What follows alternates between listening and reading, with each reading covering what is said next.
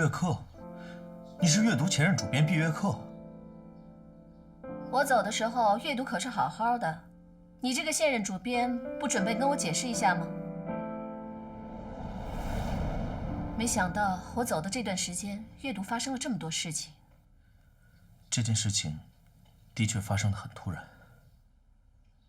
说起来，你是主编，可是这些事情并不是你所能控制的。现在人都走了，你还留在这儿，说明你是一个非常尽职的主编。我是夏总邀请过来的，只要夏总没有亲口跟我说再见，我就会一直在岗位上。虽然现在情况不太乐观，但是墨雨老师还是愿意把新书交给我们，所以刚刚我还在最后一遍校对他的稿子。有什么需要我帮忙的吗？我想，你应该去看看夏总。这件事情对他的刺激很大。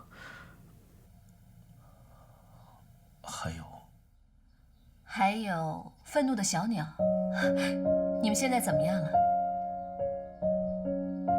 啊，我明白了。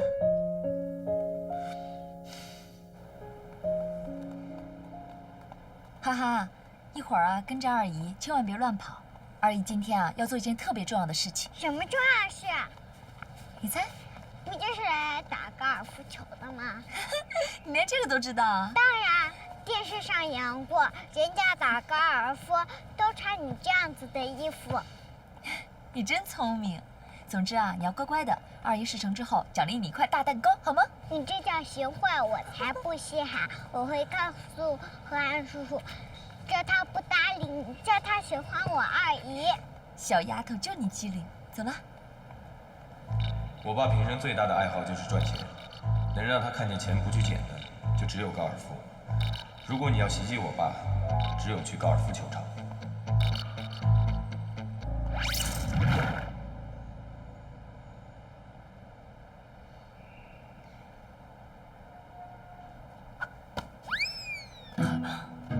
Oh my god！ 看好了。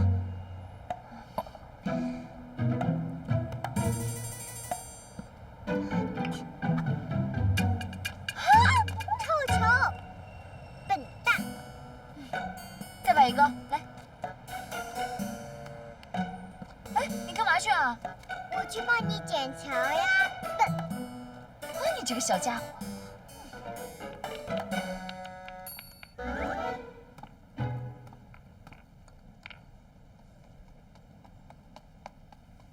把我的球还给我！小朋友，这是你的球啊！我不叫小朋友，我叫孙哈佛。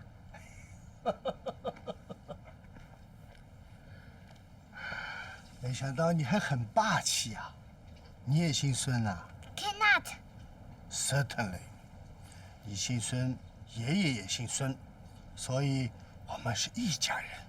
No no no， 你这叫套近乎。我是个矜持的女生，不喜欢套近乎的男生。哎呀，小哈佛，你怎么那么可爱呀？来来来，你这个小脑袋瓜里呀，都有些什么奇思怪想啊？来来来来来，坐下。你只要叫我一声爷爷，我就把这个球还给你。不叫，我有爷爷，只不过去世了。那可怎么办呢？你不叫我爷爷，我没有办法把球还给你。爷爷是个有原则的人。那你告诉我你的名字，我叫你名字好了，这样比较平等。你真聪明。爷爷叫孙孝腾。孙孝腾爷爷，请你把球还给我，不然有个又笨又坏脾气的女生，她会生气，生很大很大的气，那我就倒霉了。哟，看来爷爷要英雄救美了。来，爷爷把球还给你。Thank you。真乖。你真是个好人。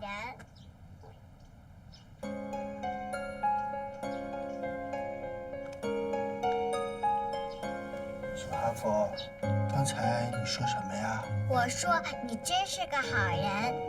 谢谢你啊，孙哈佛同学。这可是第一次有人这么评价爷爷。是谁带你来的呀？我跟一个坏脾气的女生来的。有多坏啊？很坏，很坏，很坏。哟，那可真是太糟糕了。哈佛，想不想跟爷爷去打高尔夫球啊？哈哈喜欢好人。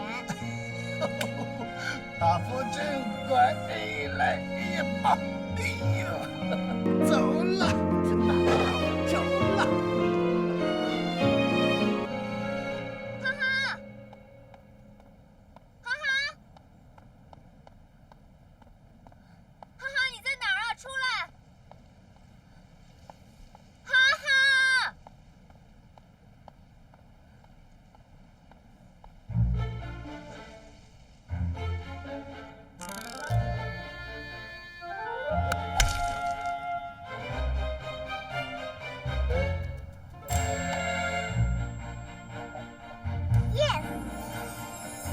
Yes， 居然一杆进洞了！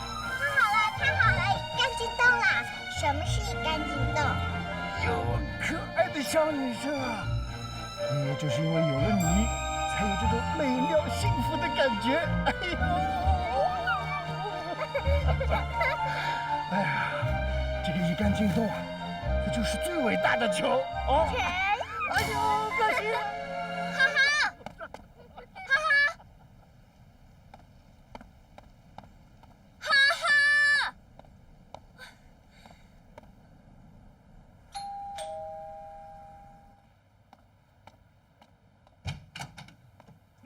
您是？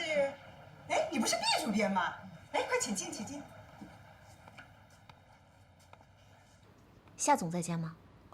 他不在，这几天呢就没看到夏总的人，好像阅读公司里有事儿。每天一早啊，就和以沫妈妈出去了。哎，你还不知道吧？以沫呀，她不是夏总的女儿。那怎么可能？就算是没有血缘关系，也有30年的亲情。以沫永远是夏家的女儿。坏人！你们都是坏人，想玩我是吧？我玩死你！我！哎呀，哎，你怎么又喝多了哎，呀？别动我！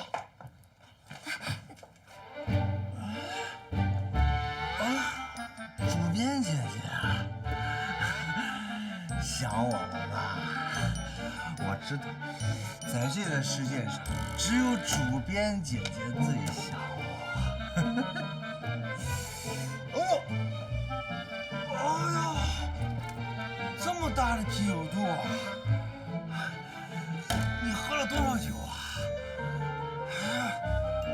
不对，病了，长肿瘤了，啊，长。他喝多了，你别介意。我没喝多，快起来。我刚刚。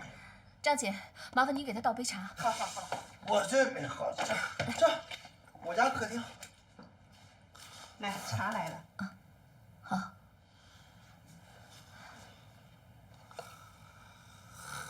香茹，啊，起来喝点茶，听话，来。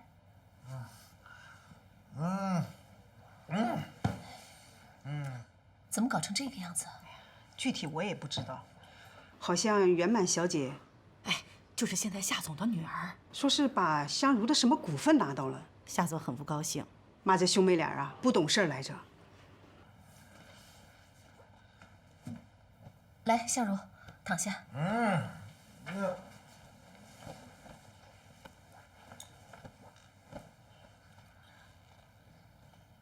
让他好好睡一觉，等他起来给他熬点粥养养胃。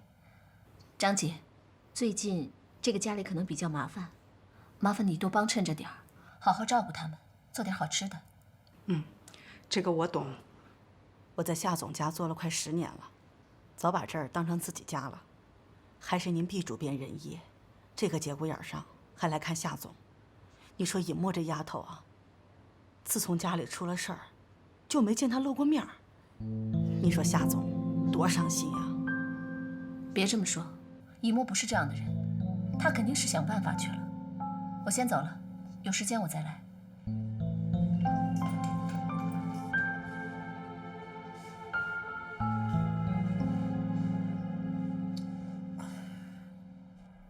好人，你有梦想吗？梦想？哎呦，爷爷好像没什么梦想。我二姨 A 说，没有梦想就不是个完整的人。怎么，爷爷让你失望了？非常失望，像你这样子的好人，必须得有梦想。那爷爷得好好想想。哎，我有梦想了。爷爷的梦想啊，那就是一杆进洞。可你刚才已经一杆进洞了，就没有别的梦想吗？比如说，有很多很多的钱，可以来到这里玩打球。不工作的人都很有钱，你说钱好不好？我二姨 B 说，没有钱就被人看不起，她不愿意被人看不起，所以走了。二姨 A， 二姨 B， 什么意思呀？我有2个二姨，现在二姨 A 住我家，她以前不住我家，她以前住有钱人家，现在住我家没钱了。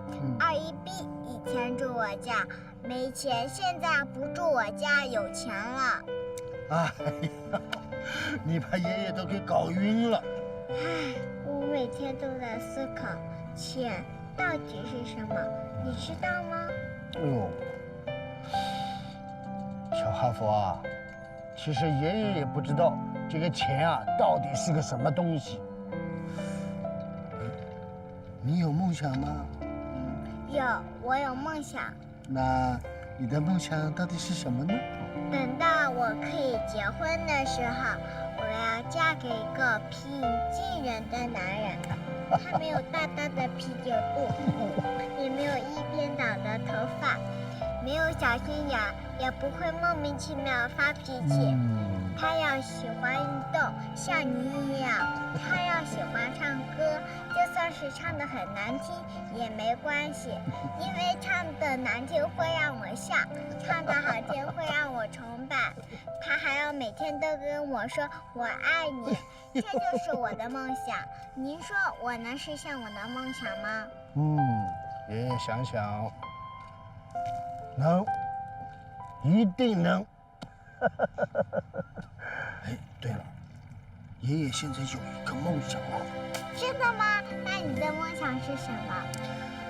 爷爷的梦想啊，就是能够成为小哈佛心目中的平易近人的人。从现在开始啊，爷爷就跟你有一样的梦想，那我们一定会成功的。耶！也许到那个时候啊，我的儿子也就会回到我的身边喽。或许到那个时候啊，他会和我们有一样的梦想。孙哈佛！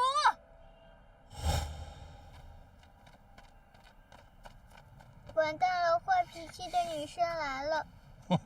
哈佛啊，不怕，有爷爷在呢。哎呦喂！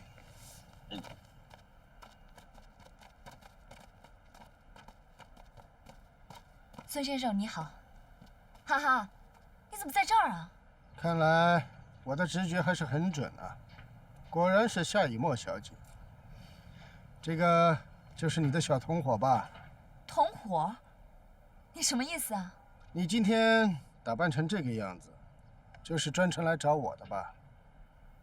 既然您什么都知道，那我就不拐弯抹角了。没错，孙先生，我今天是专门来找您的。那一定有很重要的事情，好吧？我洗耳恭听。我想请您给阅读一个机会，也给您自己一个机会，不要把我爸逼得太紧了。阅读和您以往吞并的其他公司不一样。据我所知，你现在已经是二姨 A 了，你还称呼夏立阳为爸爸，你觉得合适吗？二姨 A？ 你什么意思啊？你是二姨 A， 原版是二姨 B。嘘，过来。好，大人说话，小孩不许插嘴。孙先生，我想这件事和我的家事没有关系吧？如果真没关系，你们又怎么可能出现封面这么大的事故？如果不出现封面这么大的事故，我又怎么有机会逼你原来的父亲？夏以沫，不是我要拿走阅读，而是你们要把阅读送给我。这样的道理，就不用我再给你们做解释了吧？孙先生，您非这样做不可吗？出版业现在是一个什么行情，您应该很清楚。您就这样拿到阅读，对您来说没有任何利益可言，这笔账您应该很清楚啊。我只想请您给我3个月的时间，我会让您知道怎样让出版业变成一块真正值得您抢夺的蛋糕。抢夺？夏小姐，请注意你的言辞。我孙孝腾从来不抢夺别人的东西，我所拥有的都是我应该得到的，而你们失去的，迟早也是你们要失去的。没错，我爸是和您签署了对赌协议，但他这么做并不是为了个人利益，也不是为了扩张版图。他这么做是因为出版行业是他的梦想。他之所以先行一步而为之，是因为他要避免出版行业的生态危机化。而且，这个行业正在变化，只要3个月的时间而已。3个月，正好是你们结算的日子。3个月，可以改变很多东西。对不起，我不喜欢等待。难道空手套白狼，无穷无尽地逼迫那些有梦想的人破产，就是您的心愿吗？我绝对不允许！我告诉您，我一定要守住阅读。如果你要是真的守得住阅读，就不会出现封面这么大的事故。夏小姐，阅读有今天，你是第一功臣。孙孝腾，你就是一个吃人不吐骨头的坏蛋！阿姨，你不要欺负我爷爷，爷爷是有梦想的人，他是好人。他是好人，他是最大的坏蛋。孙先生，既然今天我们不能达成共识，那我们就改天再谈。不过我告诉您，不管您有什么样的花招，都通通使出来吧，我绝对不会被你打倒的。哈哈，我们走。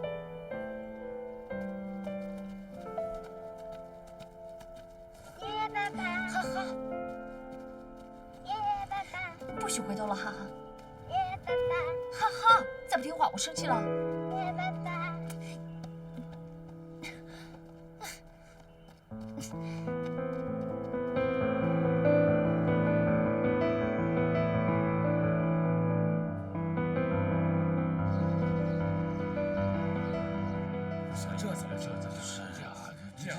我们什么都得不着啊！你说这样子，对不对啊？这不能这样搞，真的做不了啊！怎么这样？损失我们股东的利益嘛？我觉得这个怎么都不能做。哎，你们的好话说太多了，我都听烦了。今天呢，我就要一个结果，到底该怎么办？孙孝腾是不会收手的。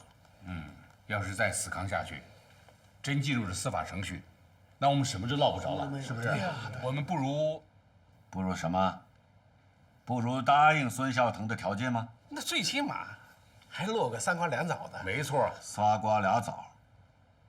如果你们为了眼前的利益跟他合作的话，我管不了。我可以告诉你们，没有我的授权签字，你们什么都拿不到。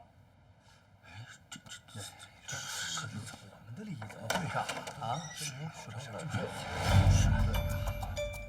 哎，还是要商量一下，利益为前提，是不是？圆满，你怎么来了？赶快出去，有事一会儿再说啊。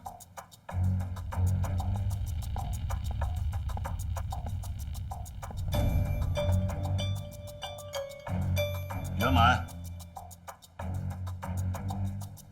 夏莲啊，你连自己家的事儿都处理不好，你何必拉着我们老哥几个一块担待你的梦想呢？圆满，马上离开。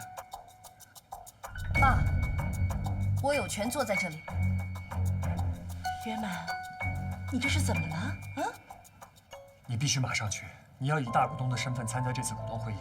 你爸一定会非常强硬，拒绝签字。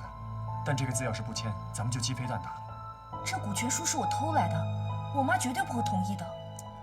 那是你妈，而且她一直对你心怀愧疚。这反倒是个机会，让他知道你做了什么。是，当着那么多人的面，他要否认你是完了。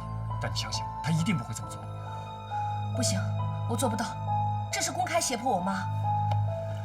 你忘了你跟我说过什么吗？你说这个世界上唯一信任的人是我，你的家人、你的父母，他能给你什么？不管给你什么，都要和夏一谋平分。而我不一样，我能给你一切。我这次来参加股东大会，因为我也是阅读的大股东。这他怎么这是？哎，你看是啊，这说什么的他是大股东，这就是这他是。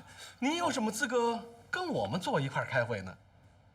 现在我拥有20%的股份，跟我爸一样，也是阅读的大股东。圆满，你说什么？妈，您和哥哥都已经把名下的股份转给我了，对吗？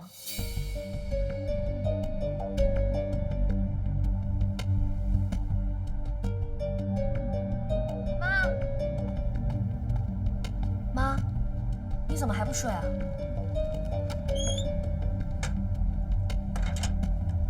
今天回来挺早的。我想早点回来陪陪你。脸色不太好，不舒服吗？是有点不舒服，冷。那就是着凉了，我去给你买药去。哎，不用妈，真的不用。你身子弱，就是小病了也要当心些。来，快上床躺着，盖好被子，妈妈马上回来啊。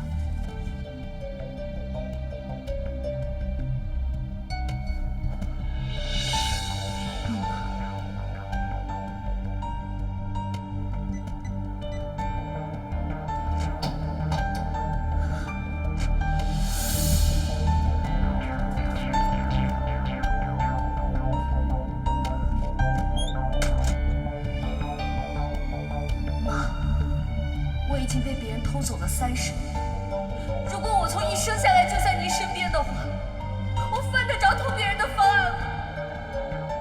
我长这么大，一事无成。尽管我使出了浑身的力气，我拼命努力地干活，可是不管我怎么努力都没有用。我以为卖血就能解决我家的问题，可是他们说，就算是我卖光了全身的血，都凑不够那些钱。你说，像我这样的人，活着还有什么意思？只要您心里有我这个女儿，我就已经很满足了。我亏欠圆满的太多了。秋薇，到底怎么回事？没错，我已经把我名下10%的股份转到我女儿名下。从今天开始，金圆满有权利决定阅读的未来。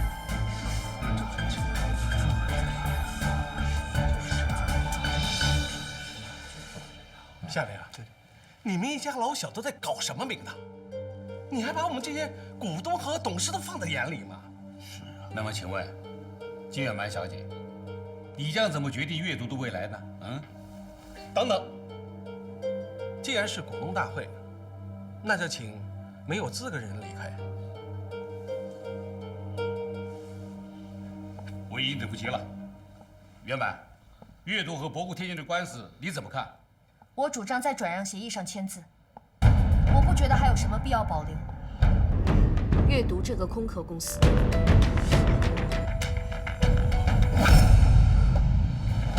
爸，老夏，老夏，老夏，老夏，老夏，你醒醒，老夏。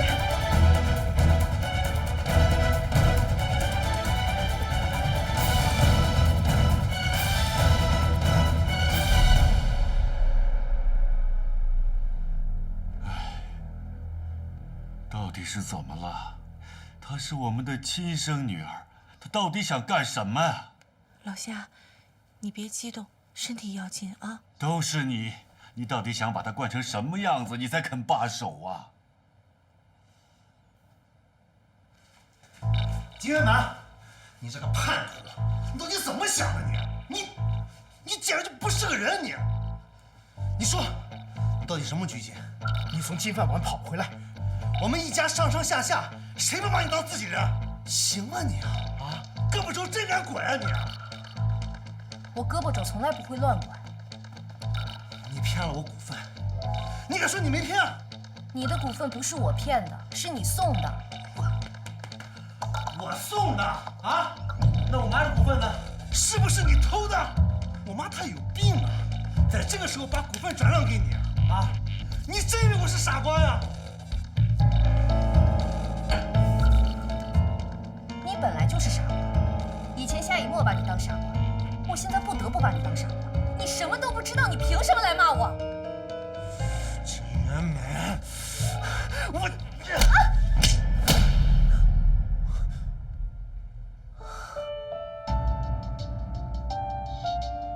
你再看！住手！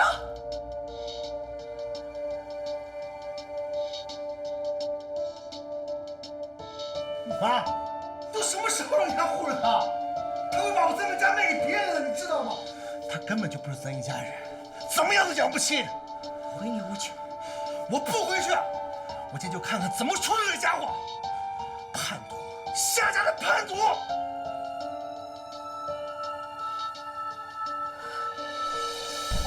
妈，我不是叛徒，你相信我，我真的不是叛徒。我不管怎么样都不会做出出卖咱们家的事儿，妈。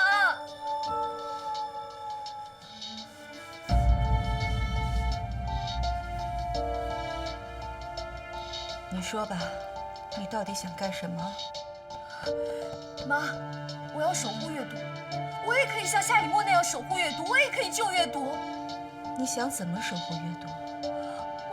难道几十年的感情都不记一点 DNA？ 在我心里，唯一有能力继承阅读公司的，只有夏以沫。作为阅读的董事长和最大的股东，我有权利做这个决定。只有将所有的股份集中起来，才能在董事会上有发言权。所以，将你能搞到手的股份全部弄到手，最好能跟你妈旗鼓相当。你现在还是要和高层善保持密切的联系。为了做好这个局，你需要得到全力的支持与配合。把这件事情告诉爸妈。我一早就说过，不要急着叫圆满回家。你不仅仅要圆满回来，还赶走以沫。如果没有这件事情，阅读会变成今天这样吗？你真不如不回来。不行，我不能输出，我必须要得到阅读。就算是最终能够战胜孙晓彤，我也要给自己留条后路。我要像夏一沫一样骄傲地活着，要让家人认可我的能力，对我像对夏一沫一样的信任。妈，你看到了吧？一到关键时候就哑巴了吧？他就是个骗子！我警告你，滚出去，滚出夏家！我不滚，这里就是我的家，我是绝对不会走的。圆满，你让我太失望了。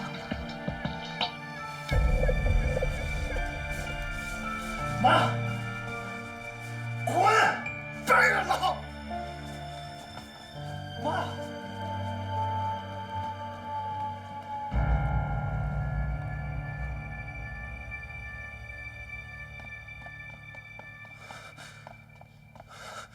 圆满，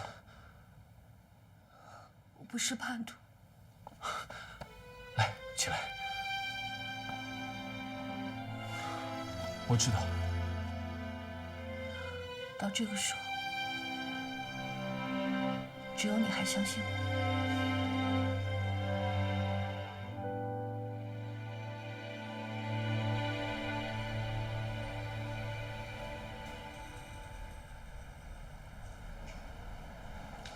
这都几天了，我给你的时间还不够吗？你以为你拿着金圆满那个10%的股权书就能打发我了？吴先生，您一定要相信我，我真的没糊弄你。那个金圆满已经被我死死地攥在手里，他搞到廖秋薇的股份那是迟早的事情。别的我不想多说了，只有2天的时间，2天之内见不到金圆满那个新的股份书，我只能建议孙先生走司法程序，到时候你就鸡飞蛋打了，好好琢磨琢磨吧。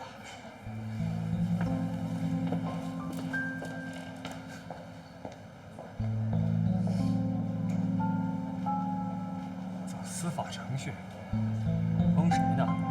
有本事你走啊！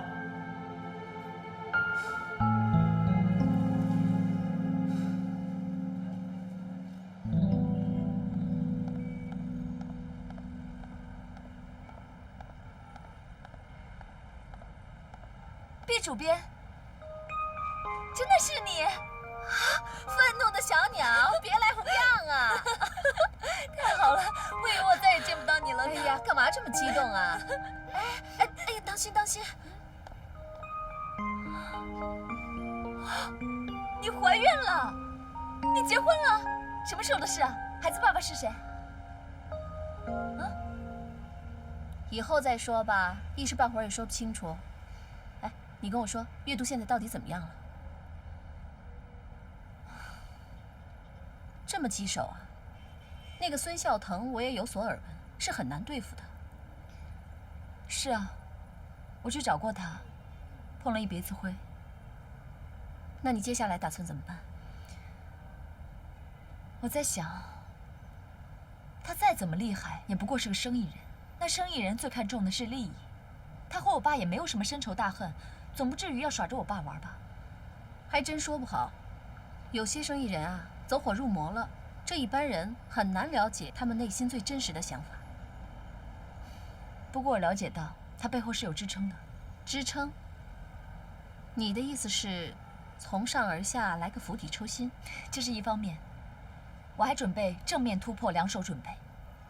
不过，目前还没有找到这个支撑的线索。我拜托了很多人，都帮不上忙。那他那个支撑到底是谁呀？高泰投资公司，听过吗？高泰，不就是美国那家公司吗？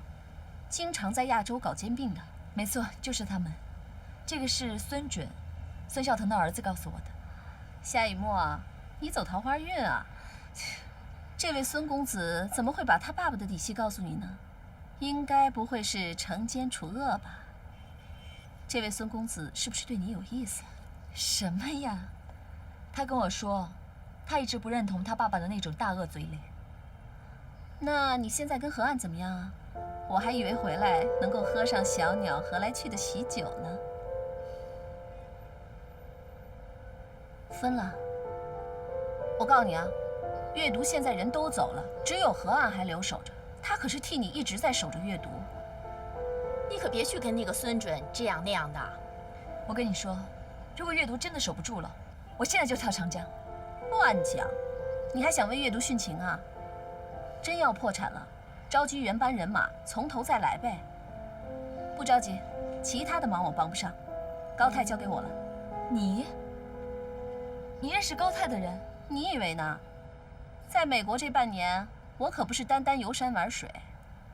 傻丫头，厉害了你现在。等我消息吧，我肯定会全力以赴的。毕竟，没有阅读，或者说没有夏老师，就没有我毕业课的今天。更何况什么？算了，以后再说吧。你要打起精神来，雨墨，我相信你，加油！加油！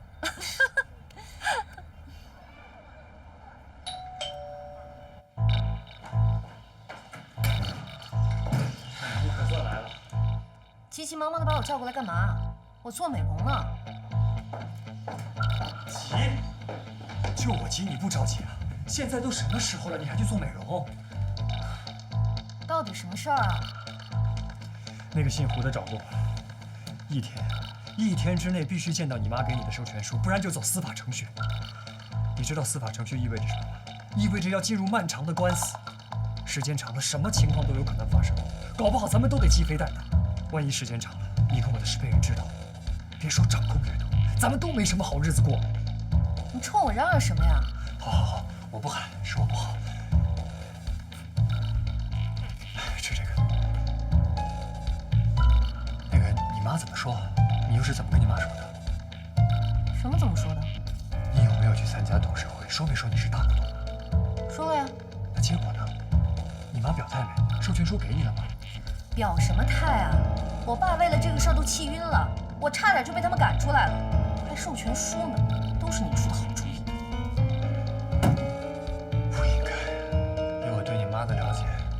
定会把授权书给你的。光拿走股份书有什么用啊？这是授权书。现在，妈妈能给你的，全都给你了。从今天起，过去那30年的亏欠一笔勾销。自从你来到这个家，妈妈从来没问过你过得开不开心。可妈妈每天都在想，该给你做些什么，该给你多少爱，才能弥补你过去失去的一切。现在妈妈很坦然，妈妈终于知道你想要的只是钱，只是权利。这是妈妈唯一能给你的东西了。你来这个家，不就是想要这个吗？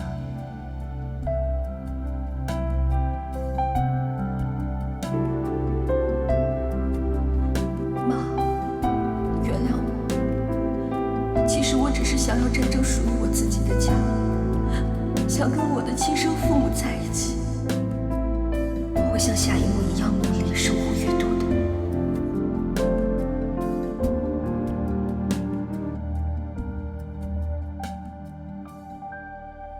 那是你太自信了。小草，亲妈也不过如此。啊，对了，那份股份书你没还给你妈吧？没有啊，还在我这儿呢。算你聪明。那现在怎么办？怎么办？那帮老家伙怎么说？基本上被说服了。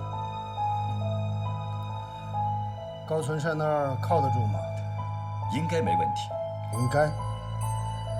什么时候你也学会说这种模棱两可的词儿了？我告诉你，最好是从高存善那儿入手，到时候也方便甩了他。明白。我这就给他打电话，免得他给我耍心眼。我正在想办法。我知道，你转告孙总，我绝对不会让他失望的。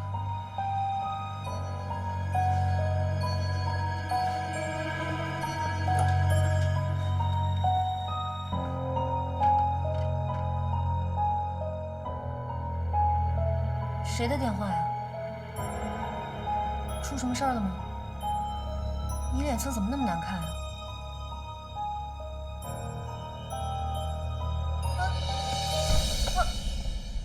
你干什么？圆满，我对天发誓，你是我这辈子最爱的女人。你想要干什么？我们伪造一份转册声明。什么？伪造？怎么伪造？我现在就弄一份声明出来，你模仿你妈妈的笔迹签字。不行，这个我不能答应你。她是我妈，是我的家人。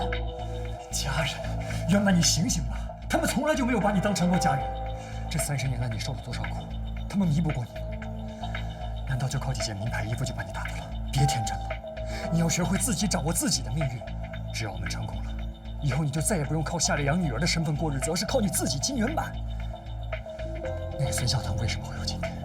他的发家史我全都弄明白了，他就是靠这种方式上了位。圆满，你相信我，我做这一切都是为了咱们的将来。你别说了，我答应你，我以后再也不会靠别人施舍过日子了。我爱你。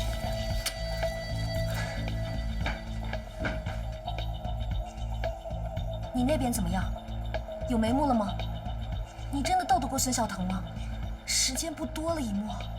放心吧，我已经找到对付孙孝腾的办法了，只是需要时间。你现在唯一能做的，就是帮我稳住高存善，能拖多久就拖多久。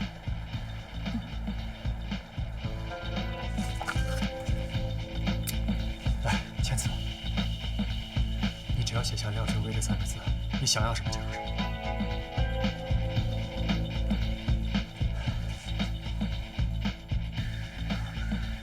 可是，我不知道我妈的笔记啊。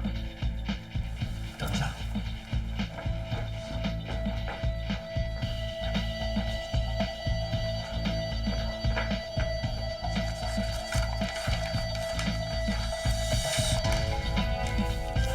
你就照这个写。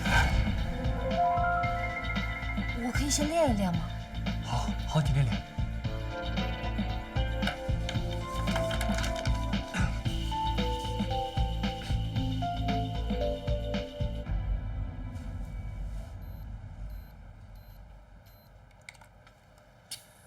最近低压有点高，注意不要过度兴奋。我就当你是在关心我了。虽然我们做不成父子，但你毕竟还是我的病人。在我走之前，我想给你来个全面检查。走，你要到哪里去啊？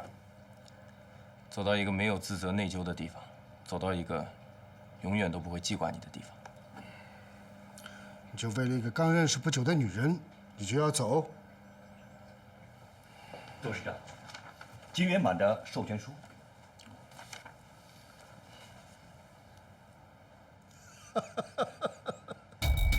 好，高承散这小子确实有两下，立刻通知媒体，就跟他们说阅读是我的了。好的。哎，今天这么好的日子，你也不留下来陪我一起庆祝一下？庆祝？如果你知道有多少人为了你而寝食难安，你就不会庆祝。这本身就是个强者的世界，弱者只有哭的份儿。那你就继续笑你的，我就继续哭我的。你臭小子！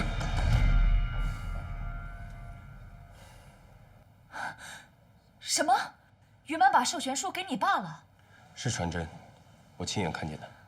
看来，于满被催得很紧，他都没来得及告诉我。那个金元满真的靠得住吗？于满不会被人收买的，我相信他。那就好。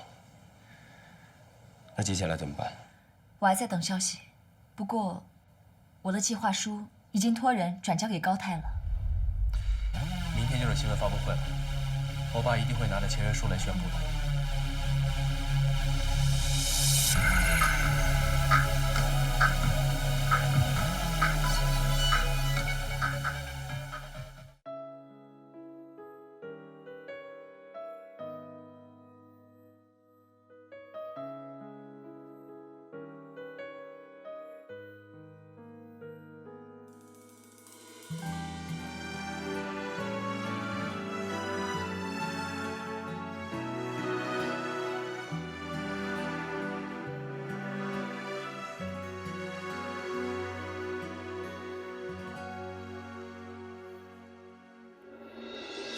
这一生总有一个人，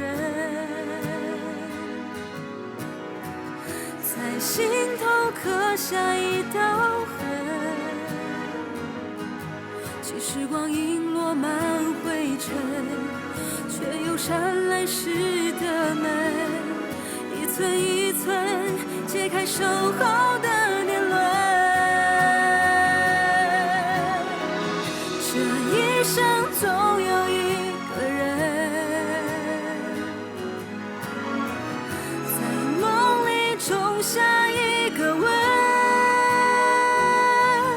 纵然回首难以辨认爱情里的天真，我依然紧握手心的温存。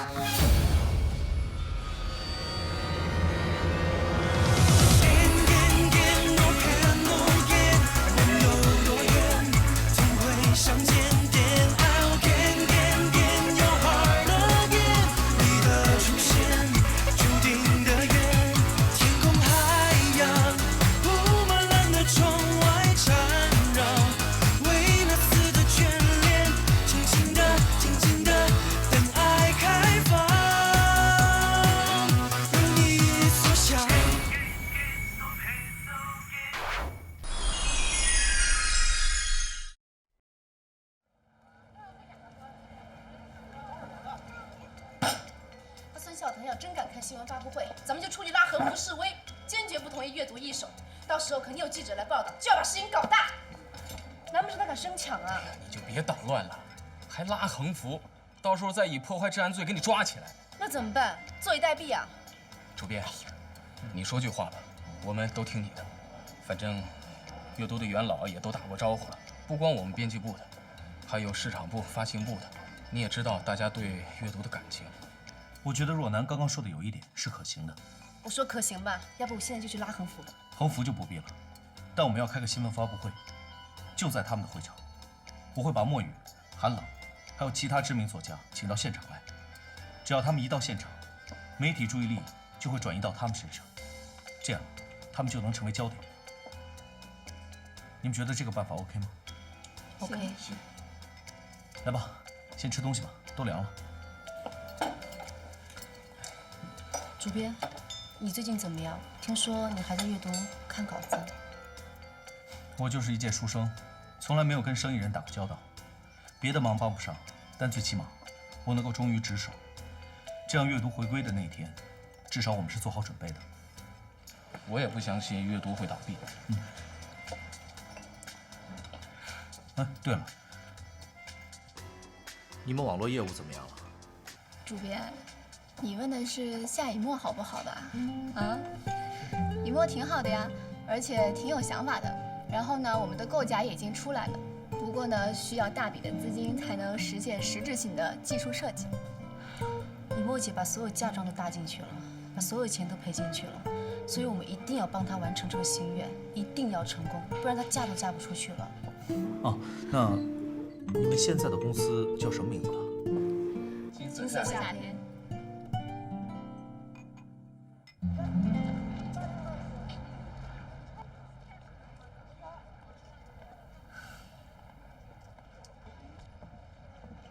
老板，来份好吃的。毕业课，来，快坐。慢点啊，慢点。怎么样？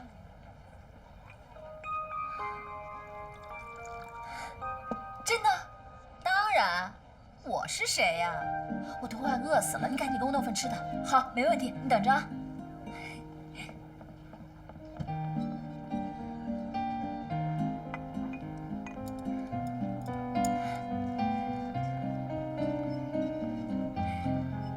好吃的来了，快尝尝。夏以沫，你有没有搞错啊？我帮你那么大个忙，就一碗凉皮就打发了。我跟你说啊，你赶紧吃，不吃绝对会后悔。这个可不是普通的凉皮，这是世界上最好吃的凉皮。来，快尝尝。好吃吗？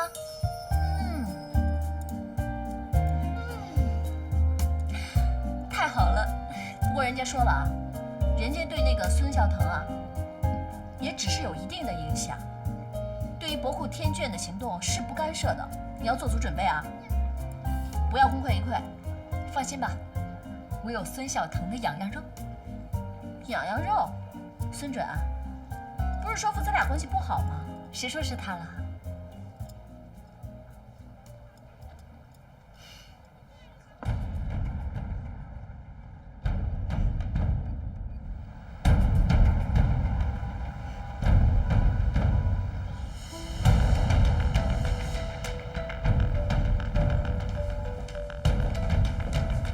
都安排妥当了吗？放心吧，新闻发布会准时召开。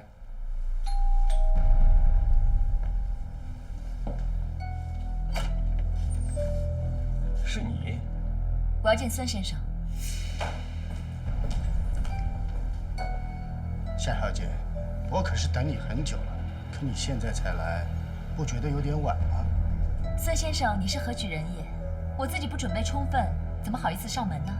排练再辛苦，表演的再精彩，也架不住客人都要走了。新闻发布会马上就要开始了，晚到是不礼貌的。告辞，我们走。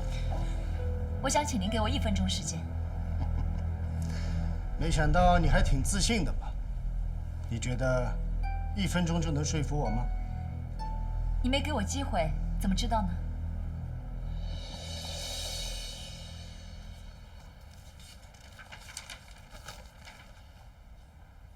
看您的表情，您还完全不知道吧？告诉您吧，孙先生，我已经和高泰取得了联系，他们非常欣赏我的这份计划书，并且有意让你把拖延阅读的投资转投到我的公司里来。这不可能！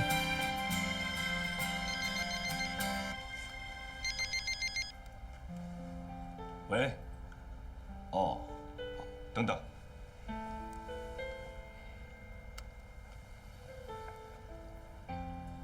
是，我是孙小鹏。可这件事儿，你们为什么不事先知会我一下？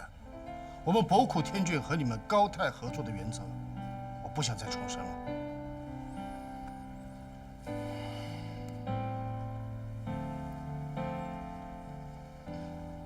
夏小姐，干得漂亮，有手段，或许还有些才华。但是你完全低估了我孙孝腾。我想要得到的东西，是非要得到的。你以为你说动了高泰，我就一定要服从吗？这不是服从不服从的问题啊，孙先生。别人不清楚，但是我很了解您的做事原则。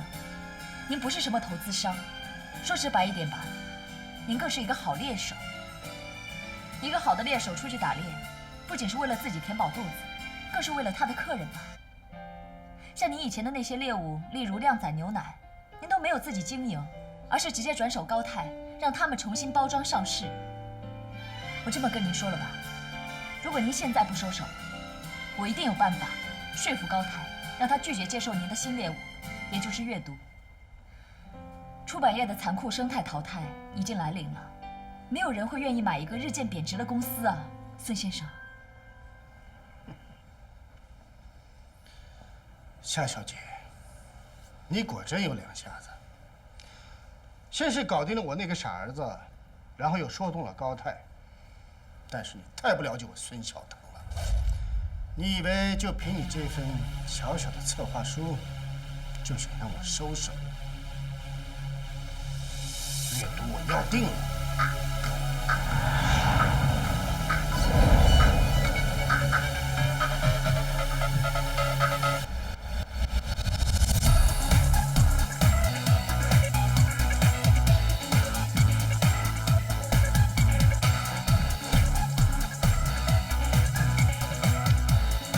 这什么意思啊？不知道啊，好像还有个场子。更有意思。我们等着看啊。阅读真是有新花样啊。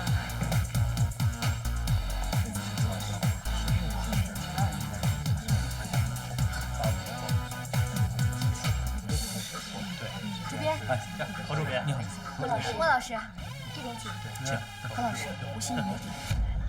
莫老师来了，莫老师，是吧？莫老师，您说两句吧。哎呦，你们差点戳到我呀！行，慢慢来，慢慢来。哎呦，这感觉不错嘛。莫老师，难道您今天也是被邀请来参加阅读的散伙新闻发布会吗？散伙？你们相信阅读会散伙吗？可是今天就是博库天卷接手阅读的日子呀，这个新闻发布会就是为这个举办的。我给你们说一组数据啊。阅读成立这15年以来，总共推介了1300本纯文学小说，印刷量超过100万册。还有，这15年来，阅读总共发掘了487名的年轻作家，为其中的213名的作家争取到国际国内的大奖。1990年后出生的年轻人，大多数都是阅读的读者。说阅读影响了中国的整个文化界，这一点都不过分。就是这样一家图书公司，你们媒体允许它被人恶意吞并吗？这还不是吞并，而是掠夺。莫老师，您的数据和发言非常打动我们，可这毕竟是一个商业社会啊，阅读和博库天卷之间的合作和竞争，这也是商业行为。就算是商业行为，也得有基本的商业道德吧。当然了，我不是道德的崇拜者，我只是提出问题，让大家去想一想。出版业不是普通的商业，出版的书也不是论斤吆喝的。记者朋友们，人生总有一种东西让我们不计代价，也总有一种情怀让我们饱含热泪啊。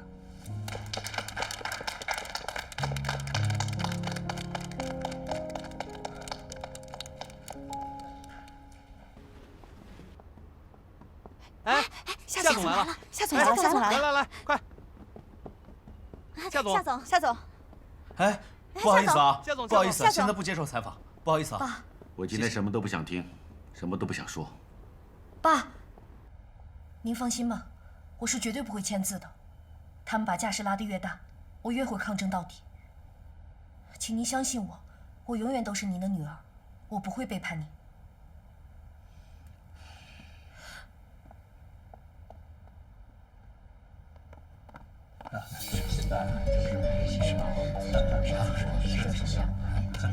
孙董事长，您来了。孙董事长，孙董事长，孙董事长，孙董事长。好呀。不好意思，久等了。孙董事长，就算你今天得到阅读，也只是得到一个空壳，因为我的编辑、发行人员、公司所有最优秀的人，一个都不会留下。出版行业是个微利行业，没有油水，仅有的油水培养出来的都大有情怀。我相信这一点，孙董事长，你永远都不会明白。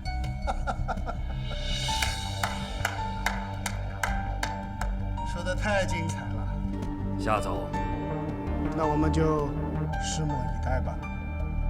请。各位记者朋友，这15年来，我和我们阅读跟大家打过很多交道。我依稀还记得，我第一本书推出的时候，我亲自带着样书找到报社。当时接见我的记者，今天很可能已经做了主编、主任、社长。但是今天，我不能不宣布，阅读以后就不能够陪伴大家了。千里搭长席，终须一别。我现在正式宣布，阅读告别会正式开始。有请孙孝腾董事长。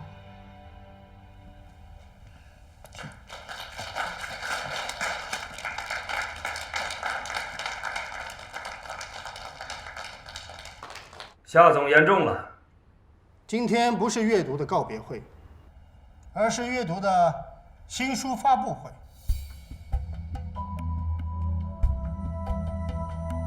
莫雨先生是我最尊敬的作家之一，他的新书历尽艰辛，今天终于可以面试了。作为阅读的投资人，我今天能够到这里来，是为了给大家捧个场。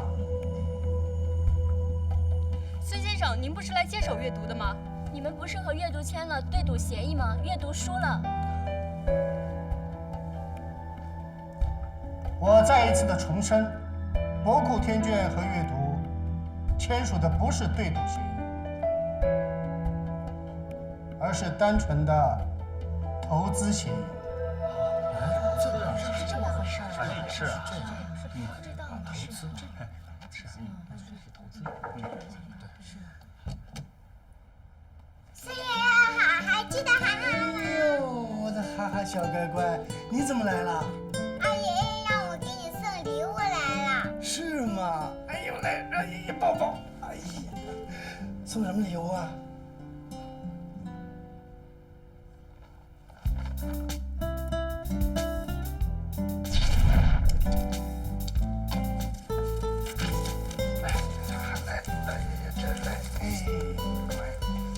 小姐，你又在搞什么花样啊？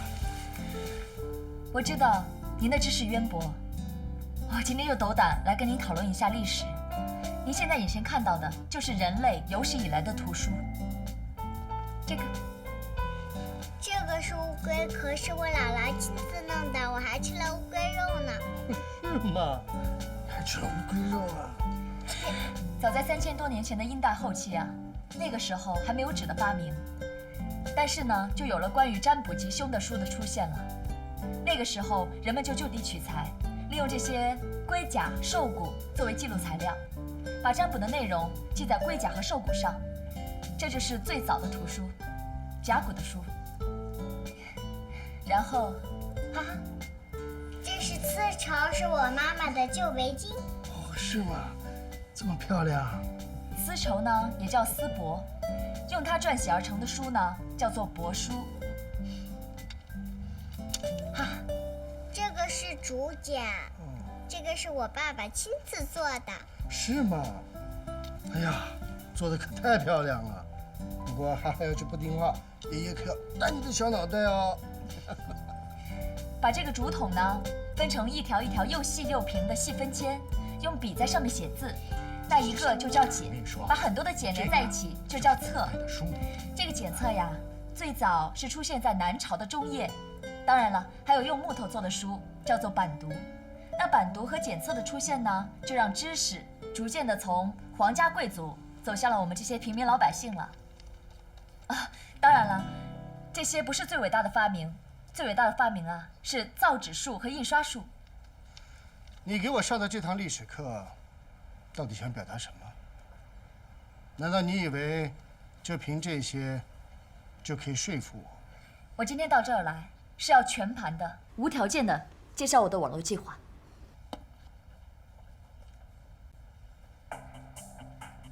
出版的生态变化不是我编造出来的，技术改变时代，改变我们的生活。电子科技、网络科技，迟早有一天会取代我们立存了2000多年的传统书籍。而在我的构想当中，未来的出版将大部分采用电子图书的方式，让人们能够随时随地的阅读。或者说，未来的图书公司也不单单只是发行，而是集娱乐、传播、游戏、新闻于一体的一种新的模式。而您所要得到的阅读，最有价值的，不是他过去做过什么，现在做什么，而是他的未来。您和我爸签署的对赌，如果要现在兑现，那我只能说我表示很遗憾，因为在我心里，您是一位非常有远见的商人。您绝对不会在果子还没有成熟的时候把它摘下来，然后扔掉。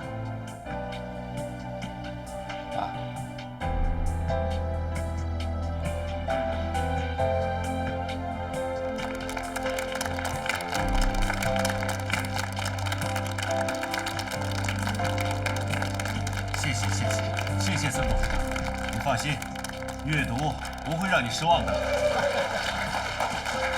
不用谢我，真正要感谢的人是你自己。我自己？谢谢你自己生了这么好的一个女儿啊！是她让我懂得了这个世界是年轻人的世界，而在这个世界上是有大情怀的。我的女儿。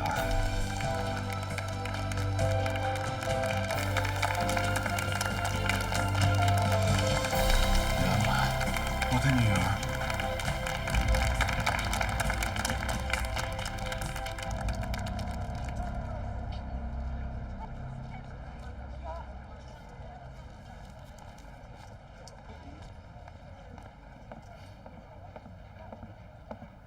回来啦。哎，阅读怎么样了？妈，让人抢走了。妈。阅读没事了，这下都没事了。真的？那太好了。哎呦，这样我就放心了。你说要是真让人给抢走了，那该多糟心呐！哎，这些天呀，你也就白忙活了，不是？你怎么知道我最近在忙阅读的事啊？哎呀，你以为我是傻子呀？就你那肚子里的小九九，我早就猜透了。哎，你那个夏家爸爸是不是特别高兴啊？他说没说再把你请回去当编辑啊？怎么了？我不方便回去了。怎么就不方便了？阅读能平平安安的度过这一关，你也有功劳啊！你还成罪人了不成？我还以为这个老爷子他是明白人，他怎么也这么糊涂啊？不是的妈，是我自己不想回去，我有我自己的事要做啊。我决定了，以后谁都不靠，靠我自己。对，就靠自己。一墨，阿姨好。哎，孙医生来的正好，你们俩先聊着，他还有点不舒服，我去看看啊。你们聊啊。哎，你怎么来了？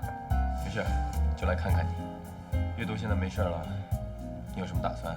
打算？我打算做几个菜。做菜？干嘛？好好犒劳你一下。等着。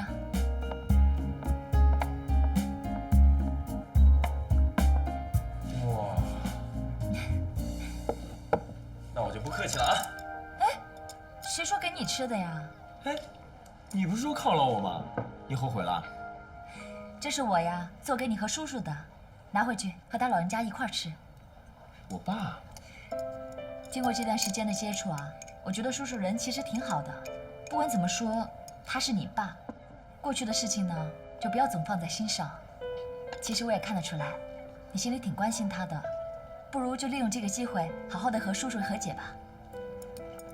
夏一墨，我警告你啊，你别太关心我，你多关心我一点，我就多喜欢你一分。什么呀？哎，你听我说啊，这个呢，就是我的一点小心意。这次我真的要谢谢你，你呢就快点回去，也带我好好谢谢叔叔。好。来，一起装。来，喝一杯。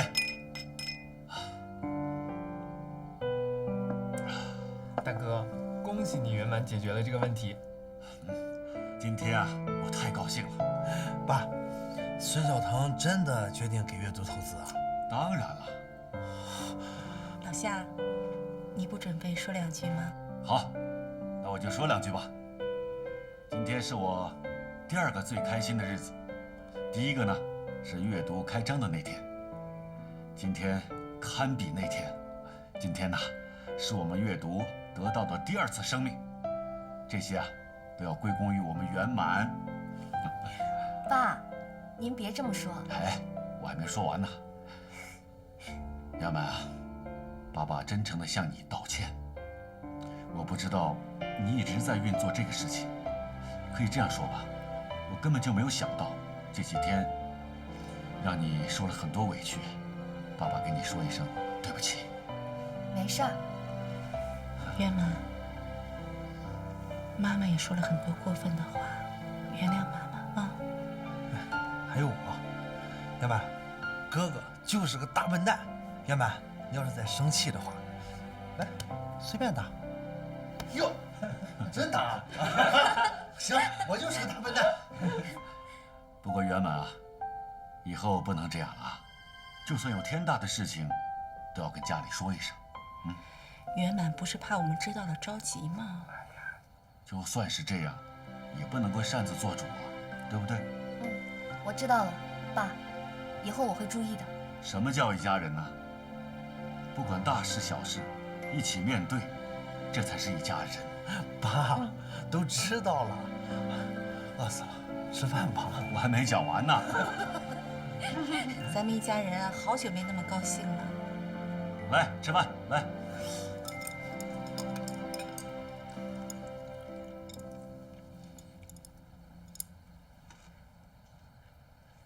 怎么样？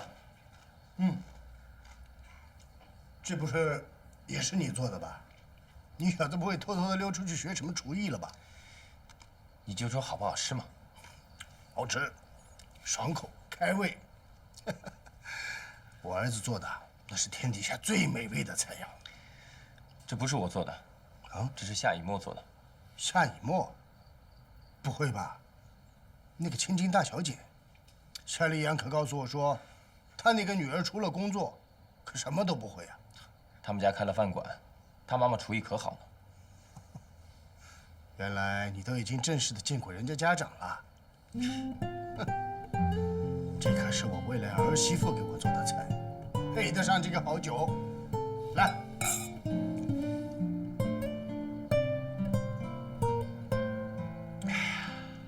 不错，确实有点天伦之乐的感觉啊！什么时候让那个丫头也正式的来见见我？我每次跟她见面呢，那都是兵来将挡，哪里有什么未来儿媳妇和公公的感觉啊？儿子，你是不是真的很喜欢她呀？嗯。那她对你呢？或者说，她是为了阅读，不得不喜欢你？这有区别吗？站在我的角度来说，确实没什么区别。一个男人能保护他的女人，能为他的女人解决任何问题，这个女人当然就不会离开他了。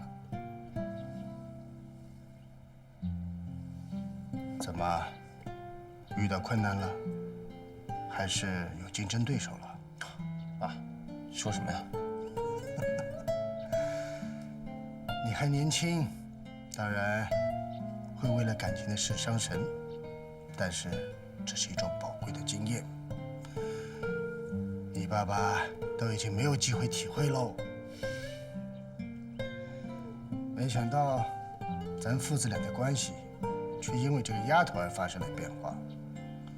你可能不知道，虽然这次吞并失败了，可是给我的感觉却是非常的奇妙，也非常的美妙。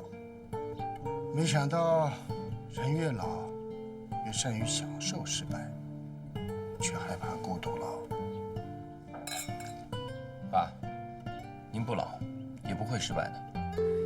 投资以沫的金色夏天，肯定会让你满意的。你呀，就是太年轻，这是两码子事儿。不过，我觉得这一切都值。只要能跟儿子在一起，我做什么都值了。来，爸，多吃点。好，来。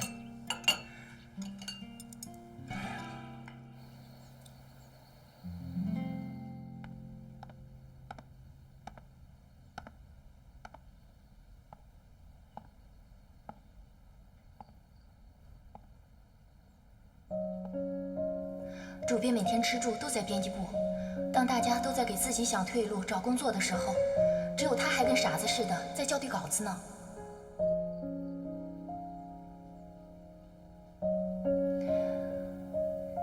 谢谢你，何安，谢谢你一直都在。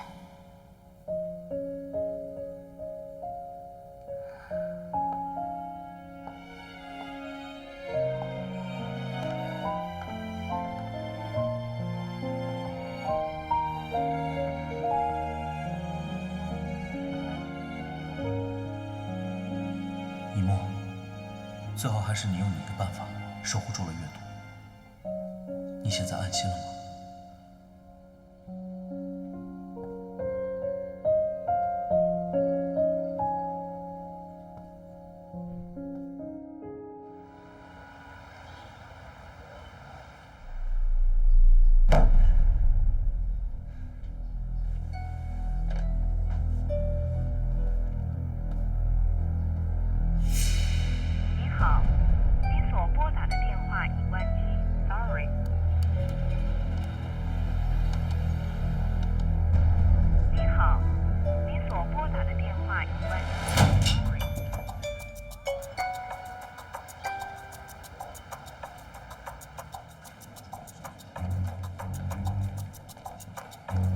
孙总，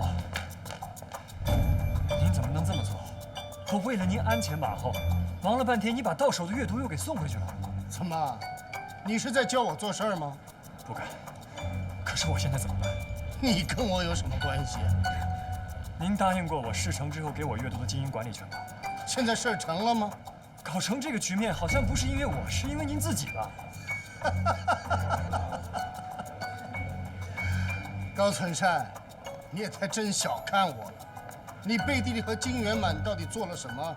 你们谈过什么？达成什么协议？你以为我不懂啊？再说了，金圆满给你的那份委托书也是伪造的。你知道金圆满和夏以沫是什么关系吗？在这件事情上，他们又达成了什么样的合作？合作？这不可能！年轻人，出来做事儿最好不要乱说话。你好好想想，从今天算起，我们一共也就才见过2次面。你哪一次听我说过把阅读经营管理权给你啊？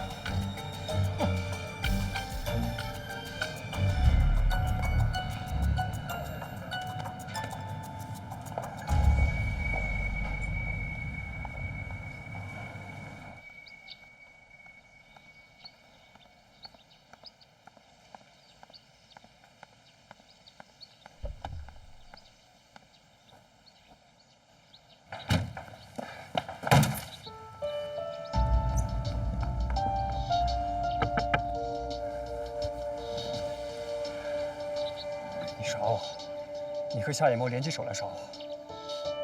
你说什么？我怎么听不懂？金圆满，你别再跟我演戏了。我对你怎么样，你心里很清楚；你对我做了什么，你心里更清楚。那又怎么样？你变了，你什么时候变成这样的？你让我觉得很可怕。我变了，我不否认。那你告诉我，我为什么会变成这样？是不是我太爱你？你总是把我对你的爱当成是理所当然。是不是我太爱你，所以我的等待，我的哀求，换来的都是你的无动于衷？是不是从一开始，你都觉得我在自作多情？不管我有多痛苦，都是活该。是你一次又一次的欺骗，一次又一次的伤害，让我在痛苦绝望中成长。高存善，我早就想跟你说一句话了，现在说也不晚。你给我听好，如果有一天我变成了一个让你闻风丧胆的坏人，你别害怕，因为这一切都是你教我的。我知道你才是夏家真正的女儿，你必须回到夏家。我愿为你回到夏家受犬马之劳。你已经在金家生活了30年，这30年来你损失的是什么？你知道吗？你损失的是你作为夏家女儿的身份，你亲生父母对你的感情认同。只有将所有的股份集中起来，才能在董事会上有发言权。阅读是你的，也必须是你的。我会为你做我能做的一切，只有我才能帮你在夏家站稳脚跟。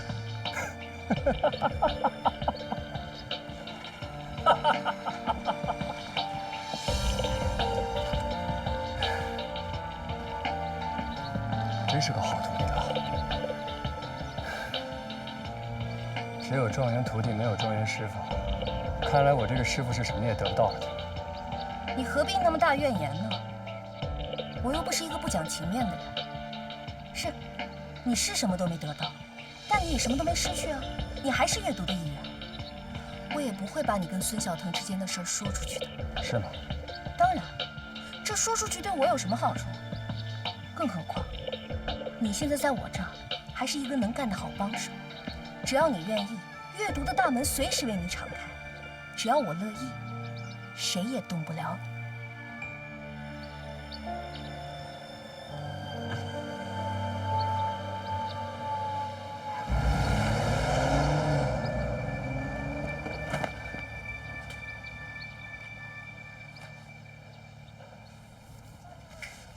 一共25份，先送完水果，然后再送午饭。这饭呢，一定要热热乎乎送到客人手里，听到没有？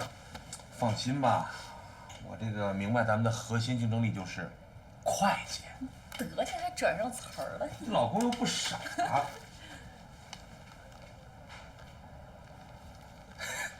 这客人有点意思啊。别提了，我一看这单子我就哭笑不得的。什么呀？你们聊什么呢？什么哭笑不得的？哎，以沫，你今天有事儿吗？怎么了？这单子你负责了。哎，别，人家以沫是忙大事的人，这单子你来，好不好？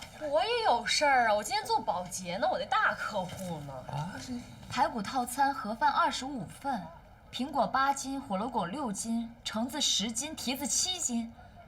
这家怎么点这么多呀？我也不知道这家人到底怎么回事。哎，每天都要来20斤，点完这个吧还要点饭。我都说了，我说太远了，我送不过去，送过去凉了，还非要点，一来10份。哎姐，这家到底干嘛的呀？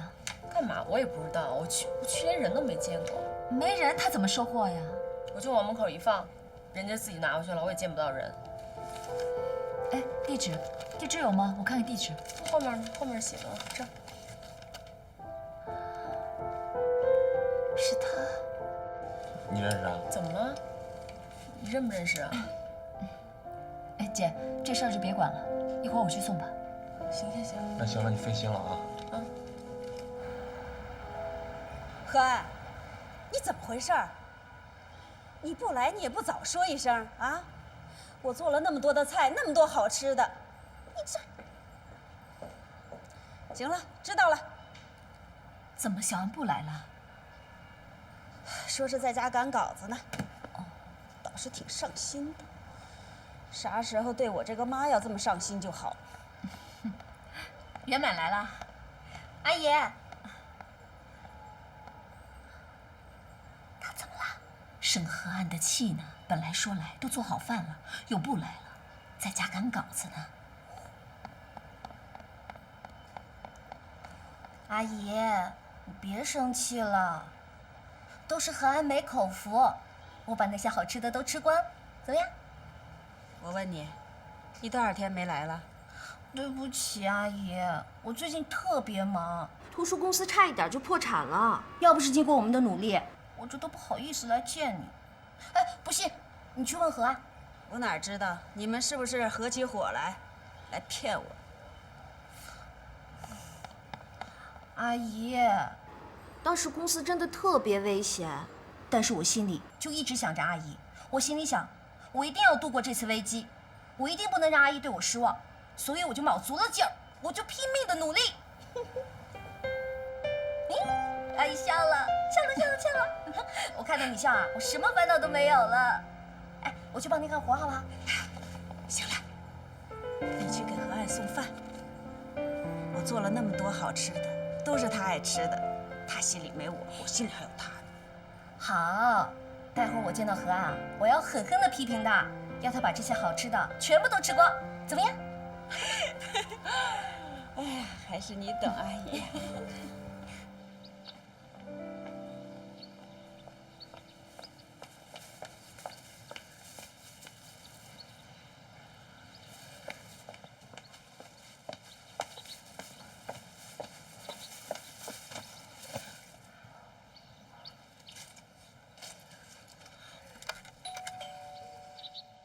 哪位？送货的，请开门。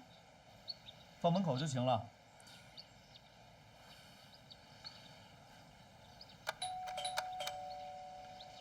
说了，请放在外面。开门，不然我全部拿回去了。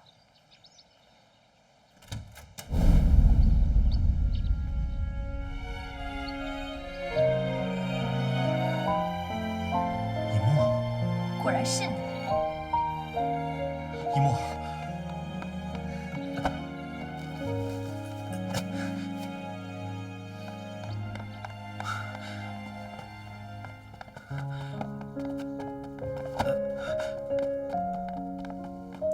你这在干什么？啊，这些，还有这些，我留着慢慢吃。你吃得完吗？这些都是凉的，你每天吃这个吗？我喜欢吃凉的。你闭嘴！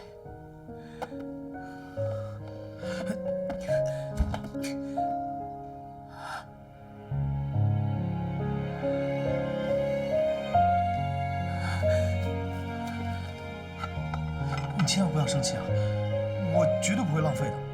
你看这些我都分类好了，容易坏的我放冰箱，不容易坏的我全搁这里了。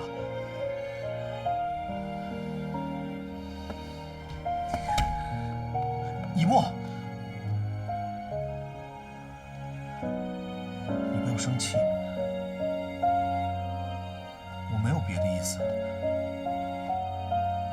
我就想着进饭碗，网络业务刚开始，而你这段时间又要为阅读和网络图书业务的事情奔波。我只是想帮你，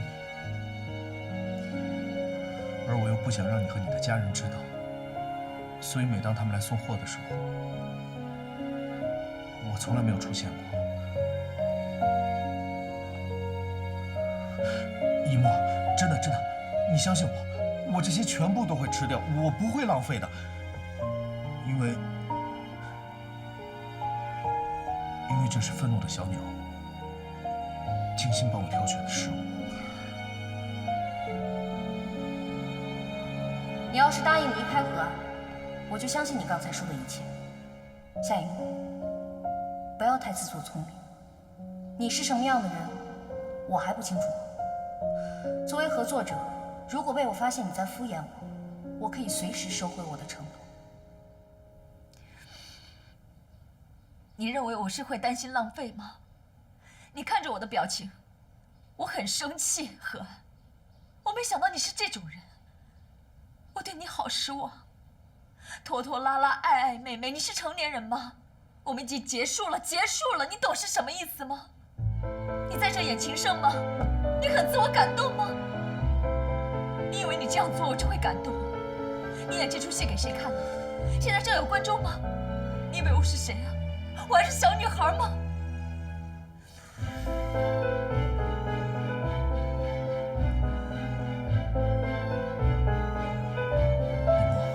别碰我！别碰我！我们已经结束了，结束了！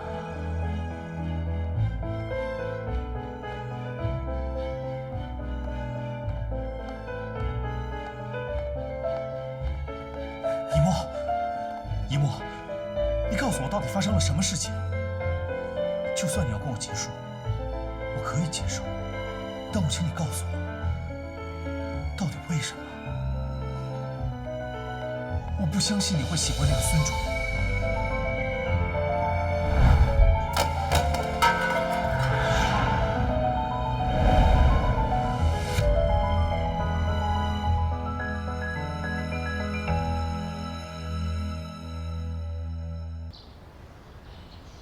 一墨，我们已经结束了，结束了。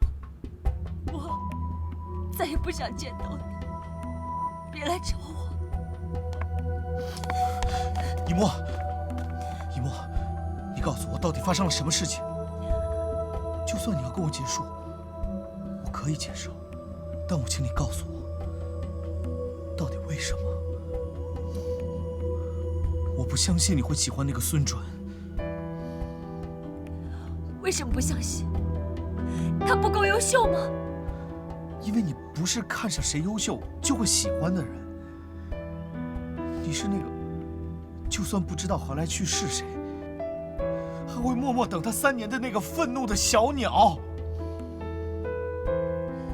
那是以前，那是以前。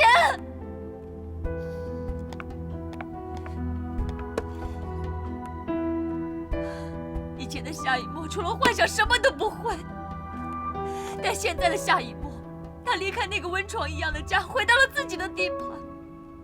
在他的地盘，他必须得自己做选择。你又懂什么？你的自信让我觉得好好笑。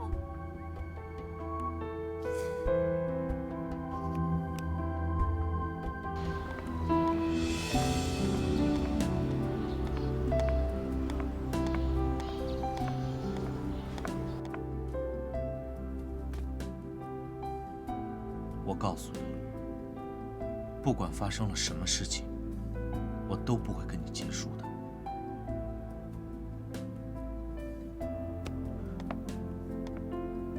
你听见了吗？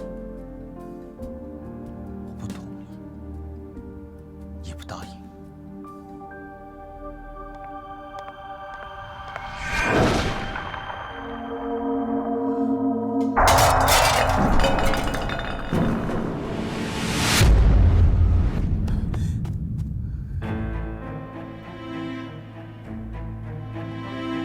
这是我的决定，你接不接受，答不答应，这都是我的决定。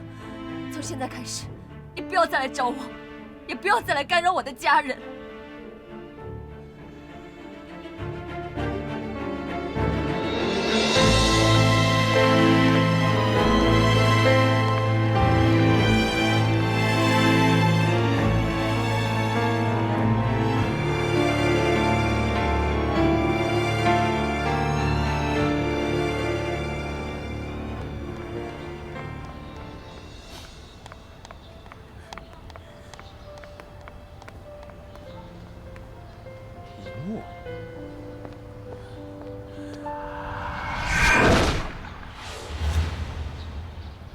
月曼，夏一木，你可真行啊！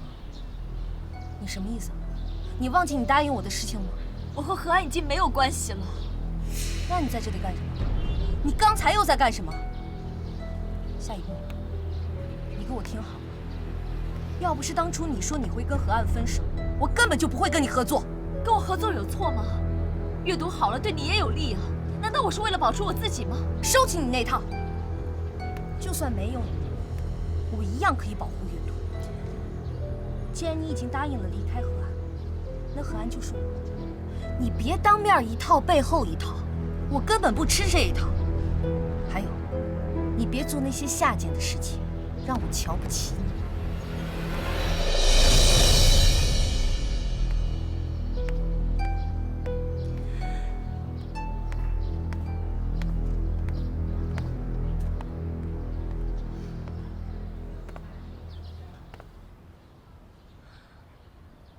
是你？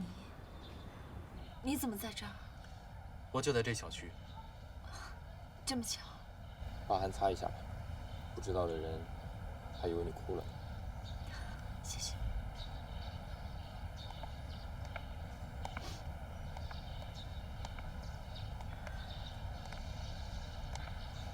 突然这么沉默，我都觉得怪怪的。谢谢。谢什么？不管是什么，你为我、为阅读做的一切，我应该好好谢谢你。你是想说，我愿意跟你假装情侣的事情吧？相爱的人，不会因为一句分手就结束，更不会因为一个借口就忘了对方。你想说什么？我听说何安就在这小区。你有见过他吗？怎么了？我干嘛要见他？当我们犹豫不决，不知如何抉择的时候，只有一个办法，能够把复杂的局面变得简单，那就是听从自己的内心。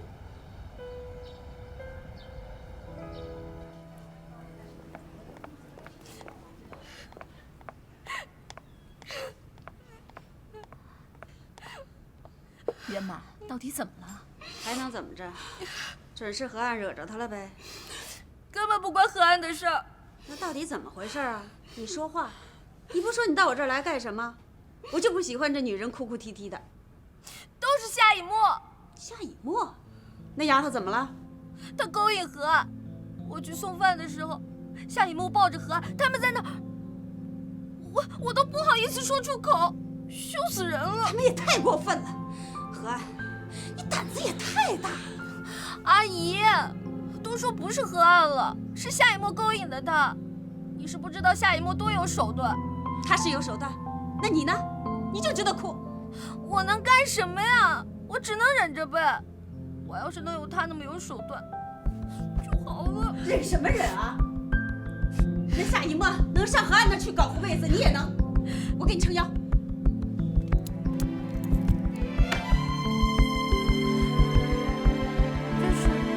这是何安那儿的钥匙，从今天开始你就到他那自由出入。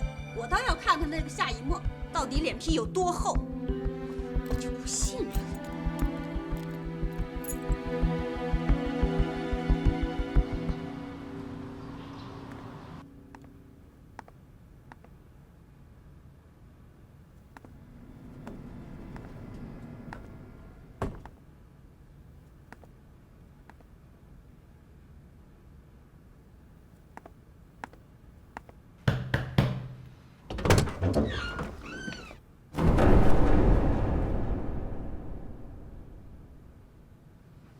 金元宝，你怎么在这儿啊？胡根宝，哎，你不是去海南了吗？你怎么跑这儿来了？我早就回来了，这不刚搬过来吗？啊，那个，你怎么在这儿啊？你不会是我找的保洁吧？什么保洁呀？我就住这儿。这是我家。哎，这不是3单元呀？这是2单元，我的姑奶奶。哎，你看我这脑子可能最近真是有毛病，我真得去医院看看了。我老做错事儿，不好意思啊，回头见啊，回头见。哎，你抓我干嘛？云宝，你还是像原来那么可爱，真没想在这儿能碰到你。老朋友相见了，总得先来喝杯茶吧。有请了，金元宝小姐。愣着干什么呀？我还能吃了你呀？嗨，我开玩笑，我怕你干嘛呀？我这。随便坐啊。家里特别乱呢，我刚叫了一个保洁阿姨过来，一会儿就到了。哎，元宝小姐，待会儿啊，你得发挥你的精明，好好的帮我看管一下这个保洁的阿姨。据说啊，他们都特别的狡猾，光拖时间不好好干活。是，都爱拖时间。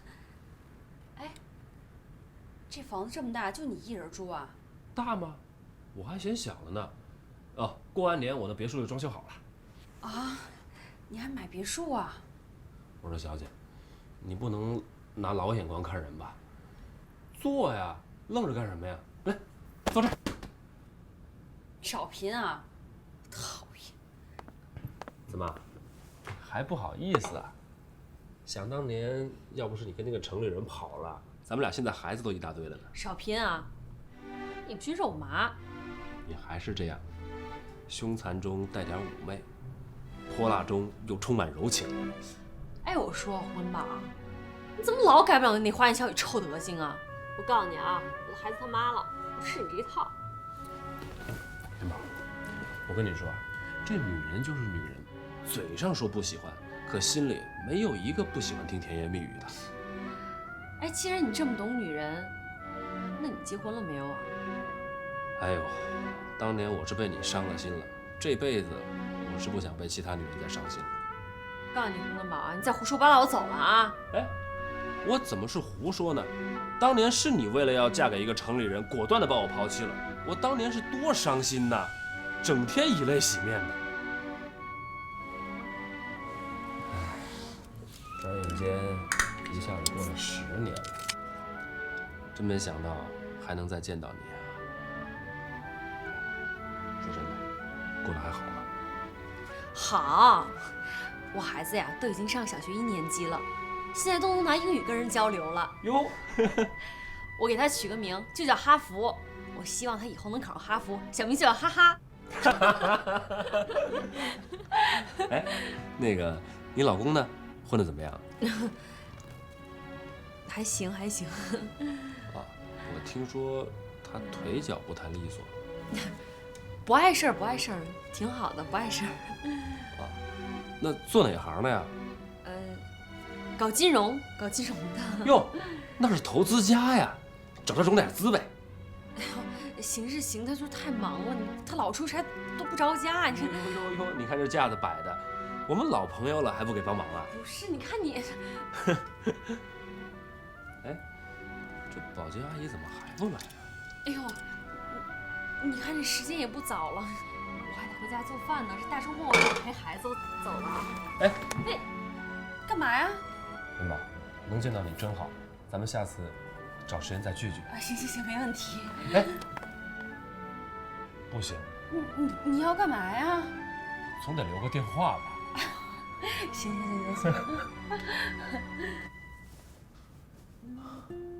那么高兴？哎，看着我，你主人都不要你了，你还这么高兴干嘛？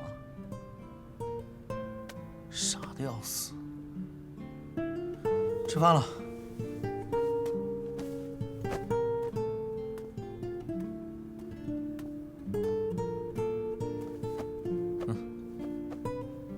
作证。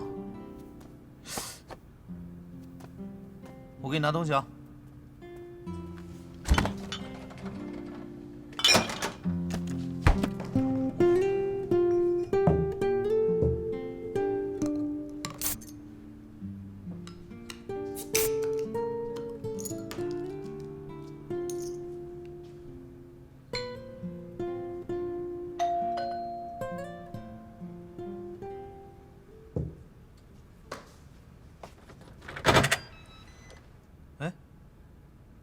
孙博士，你这样叫我，我会以为你是我的病人呢。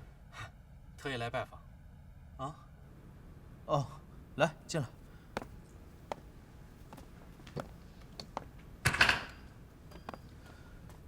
怎么突然想起特意来找我？做了这么多年邻居，早该来拜访你了。来，这个，不介意吧？是我妈叫你来的吧？今天我来，不是为了她，那为什么？是为了夏雨墨。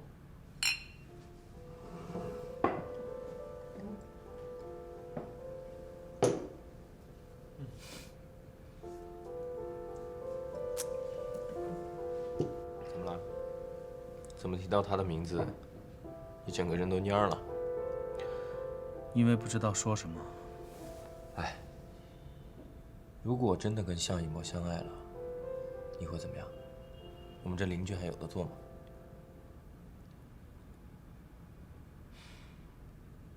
我搬。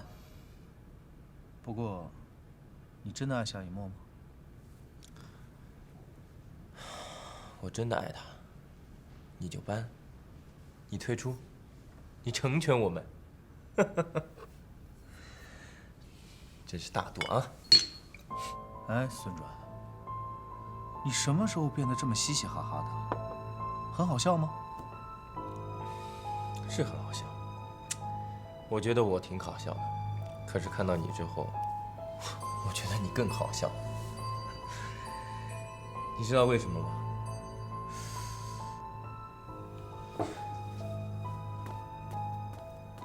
你今天是故意来酸我的吧？这酒改天再喝啊。酒可以改天再喝，但是我不能改天再来。如果我想改天再来，今天就不会坐在这里。哎，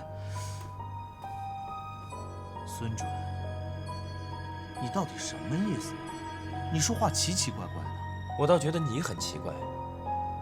你知道为什么夏雨墨要离开你吗？难道真的是因为我？那不然呢？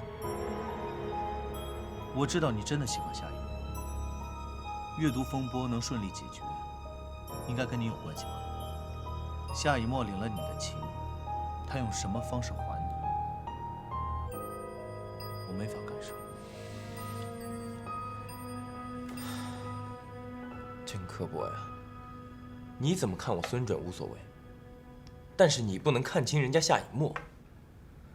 我跟他认识时间并不长，但是我相信，他的骄傲绝对不会允许他为了救什么阅读公司而委身于人。他没有那么伟大，他就是有点傻。怎么会喜欢你这种男人？哎，你说够了没有？没有，没够。夏雨墨为什么选择跟你分手，跟我一点关系都没有。是金元满，他答应金元满离开你，他们俩才能联手拯救阅读。真是愚蠢的女人。什么？金元满和夏雨墨联手？我为什么不知道啊？你不知道，是因为你没有资格知道。再说，你知道又有什么用呢？那你是怎么知道的？我听到的。在这期间，我不得不和夏雨墨做了几天情侣，那是不得不，因为我知道，他喜欢的人是你。我更知道，有一个叫何岸的傻子，现在正束手无策，除了默默躲在家里问为什么，其他什么都干不了。所以我今天才来找你。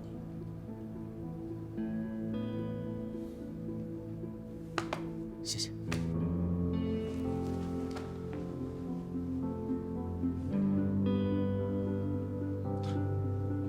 何岸，作为兄弟，我只能帮你到这儿了。接下来，我就要帮我自己了。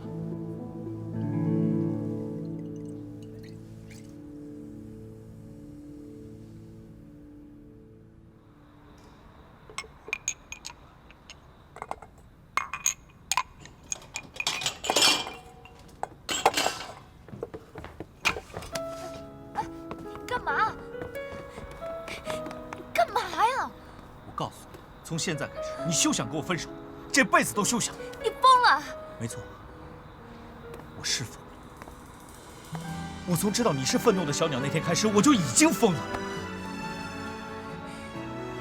要疯你自己疯，我是有理智的人。你这愚蠢的理智，真是愚蠢的理智！你居然把我让给别人，我是东西吗？我是你的玩具吗？你以后再敢把我让给别人，你试试看看。我让什么了？我根本都不知道你在说什么。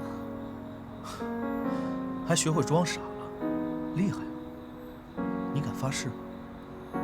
你跟金元满没有什么联手协议，你没有答应过金元满要离开我，你敢发誓吗？我敢发誓，我要是和金元满之间有什么，我就……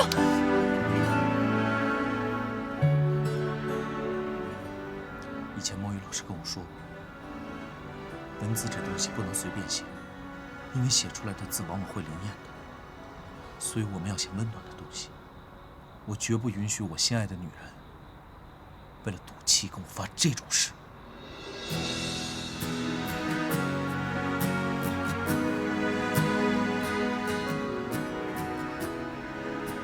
请你相信，我从来都没有喜欢过。我喜欢的人是孙仲。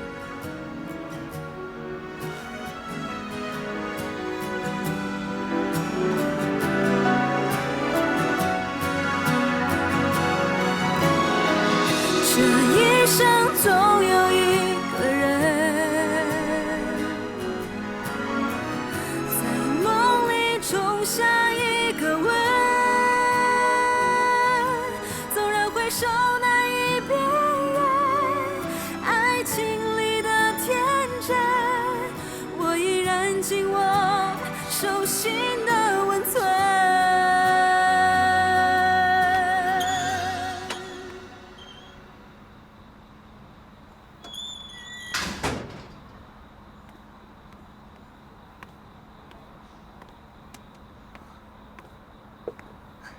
姐，你回来了。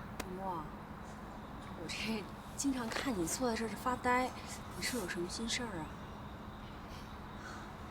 姐都听说了，你们那个阅读的编辑有几个又回去了。你看你这又成光杆司令了。哎，要不姐给你当编辑怎么样？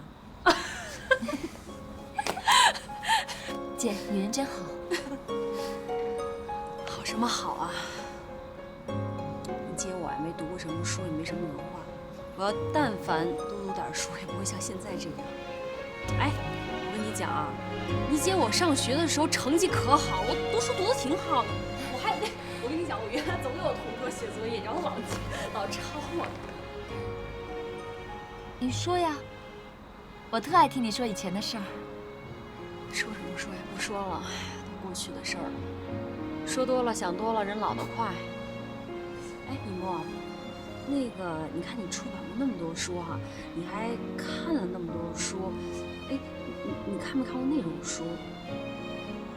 那种就是那种，就是你的那个初恋，就很单纯的那种恋情，然后他走了，然后忽然有一天，好几年，啪嚓又出现了那种，就，哦，是有本这样的书，叫《原来你还在这儿》，讲的是初恋情人多年之后又相遇的事儿。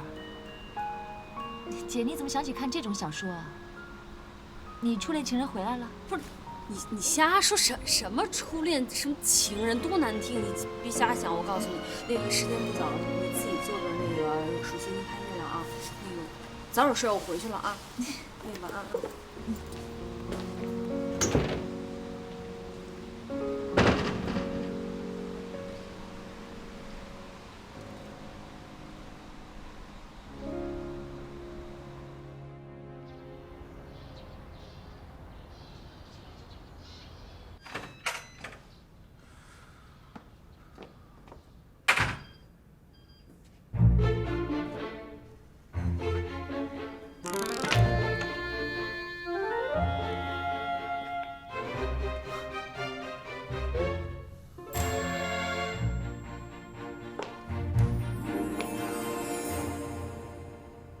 回来啦，香不香？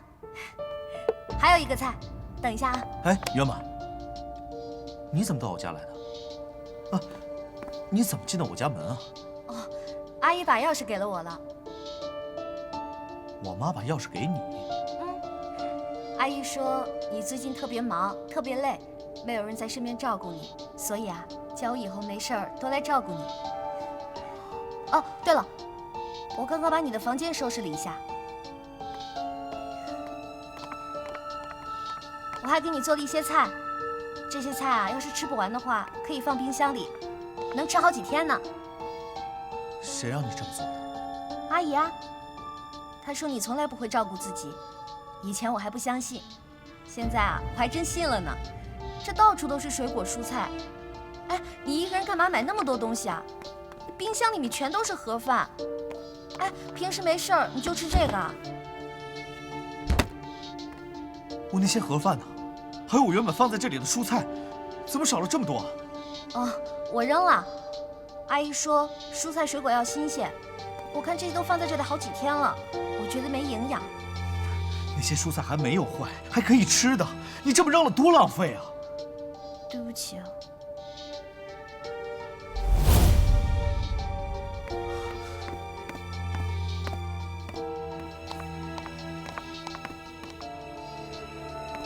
你在找什么？我的娃娃呢？什么娃娃？就之前一直放在这里的那个娃娃。哦，你说那个长得很难看的玩具啊？我扔了。你扔了？你凭什么扔我的东西啊？阿姨说没用的东西都可以扔了，以后这里就由我来收拾。阿姨还说……阿姨，什么都是阿姨。你到底是她什么人？她又是你什么人？你到我这里来有没有经过我的允许？你把我那个娃娃扔到哪里去了？外面垃圾桶。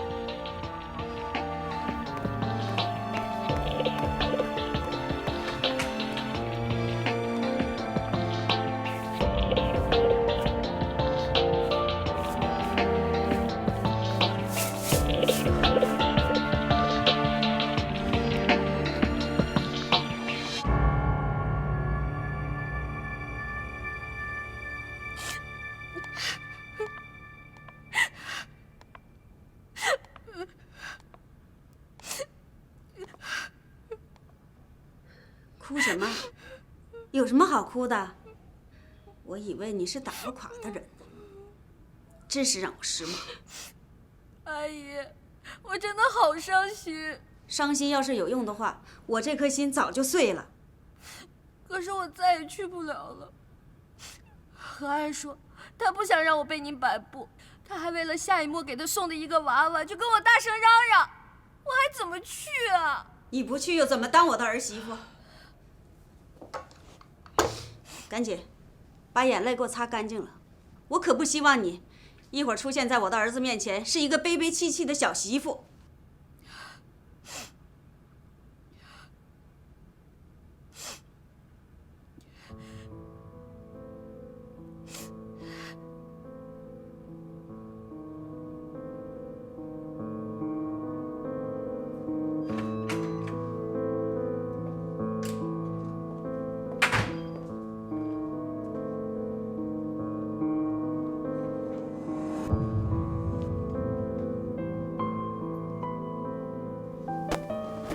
就是为这么个破娃娃大发雷霆，我没想到你还那么幼稚。妈，你不觉得你这样很过分吗？我只是来提醒你，兑现你的诺言。妈，难道咱们母子之间就只有这个可以谈吗？我是你的儿子，还是你操纵的玩具？我是个人，你能不能在乎一下我的感受啊？从你在我肚子里那天开始，你的一切就是我的，你的血是我的，你的肉是我的。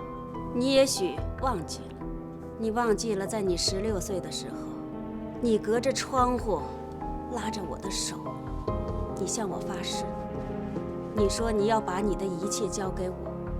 交给我这个带你来到这个世界上的人。对，是你把我带到这个世界上来的。可是妈，在你心里，但凡还对我有一丝一毫的爱的话，你不会忍心看着我痛苦，对不对？难道非要有绝对的控制，你才会有安全感吗？阿姨，咱们走吧，别逼何老师了。圆满，你先回去吧。我倒是想要看看我这个儿子是怎么履行他小时候的诺言的。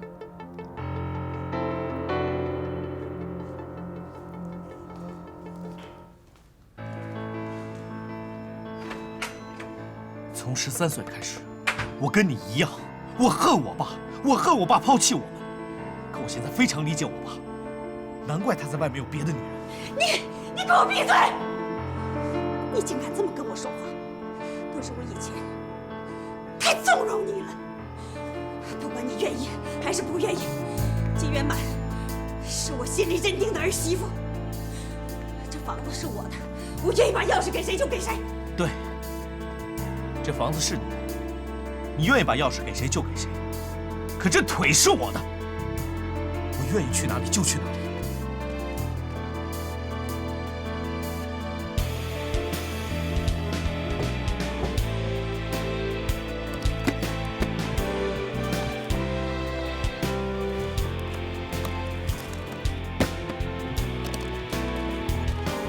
你要干什么？离开你的房子。何安，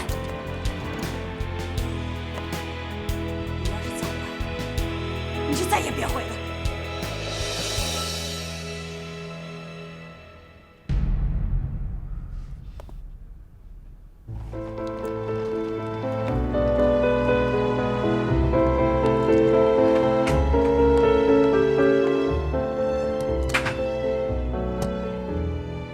小安。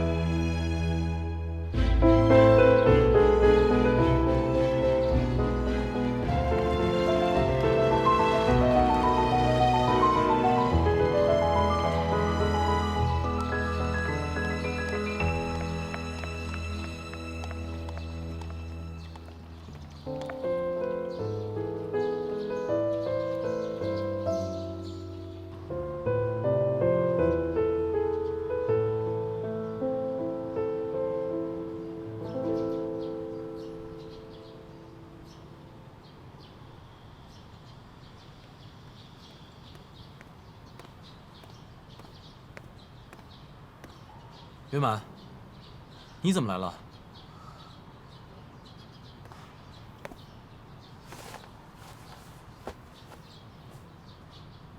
怎么哭了？发生什么事了吗？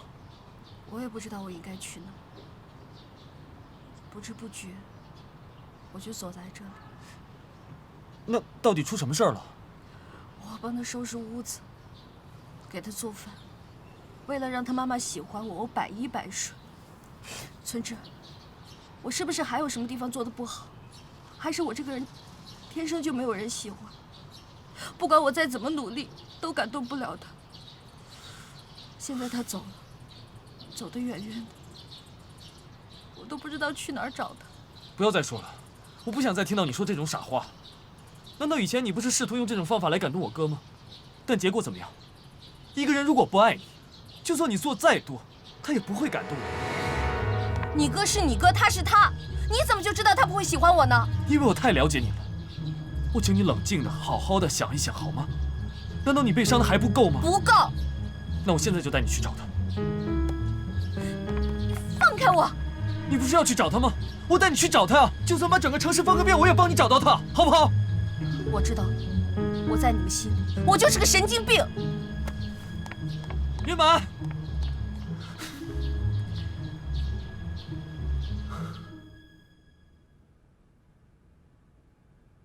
怎么样了？眼样没有升高，还蛮好的。真的？太好了！孙医生，你真是太仁义了。你说我这么点毛病吧，你还上门来给我看。以沫，别忘了给孙医生出诊费啊。哦。你把我当上门的医生了，我不收钱的。说给钱啊，我还得给您钱呢。我正在写一篇论文，是关于青光眼的，您能让我跟从治疗，我已经很感谢您了。二姐，二姐，袁美，哎呀，一个大姑娘家，一惊一乍的，你没看见有客人呢？怎么了？不是，二姐，你看。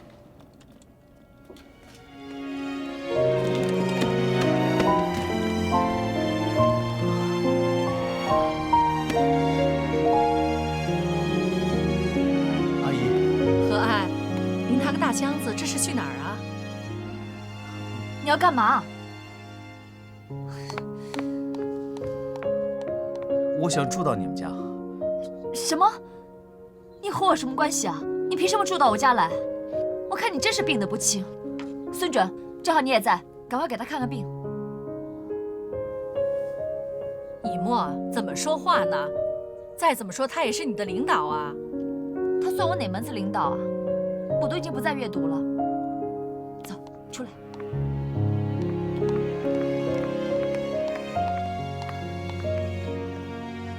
何安，你到底想怎么样啊？我刚刚已经说过了，我想住到你们家来。我很好欺负是不是？我跟你说过的话都不管用是不是？我们已经结束了，结束了。如果你不收留我，我就无家可归了。那跟我有什么关系啊？我跟你说过，我让你走，你离开我行不行？我求你不要再来打搅我的家人了。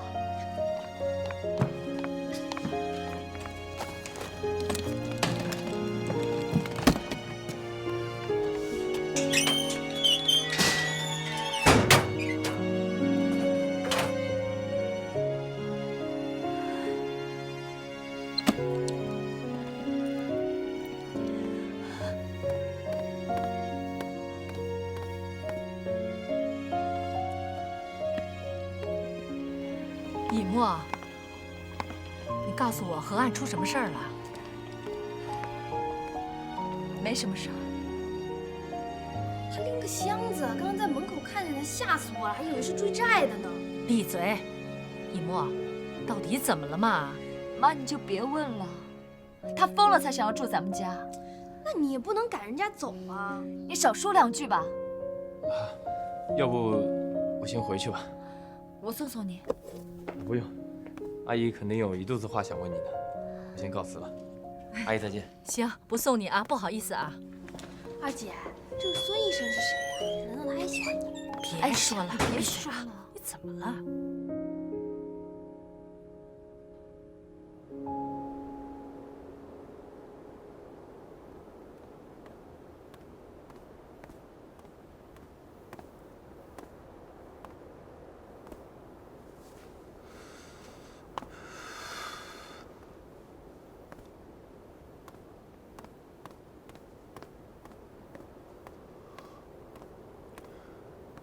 何主编，哎，你怎么在这儿啊？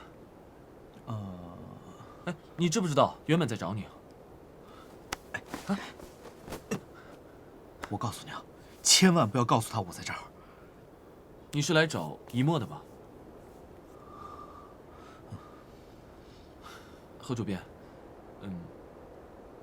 我能不能问你个问题啊？问吧。你是不是喜欢夏以沫？不知道。怎么连这个都不能确定呢？如果喜欢仅仅是一种感觉的话，那我很确定。可是你知道吗？这有时候啊，喜欢这两个字啊，就那么难说出口。有时候我真的只是想看见他，想让他快乐，为他做很多很多事情。我真的能够做到吗？问题是真的能够做好吗？如果能够让他开心的话，我可以把我的一切都给他。可是当我把一切都给他的时候，他就真的会快乐吗？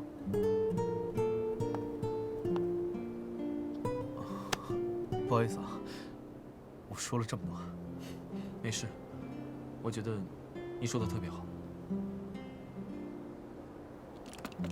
我啊，现在是有家不能回。我妈现在跟圆满结成联合体。那你这个算是离家出走，准备住金饭碗。结果我被夏以沫赶出来了。我妈跟圆满联合，圆满又跟以沫联合，以沫答应圆满要跟我分开。你说这都什么事儿啊？好了，不说了，先走了。哎，你去哪儿？我现在都已经无家可归了，只能找个酒店先住着。走了。侯主编，哎，要不你住我那儿吧？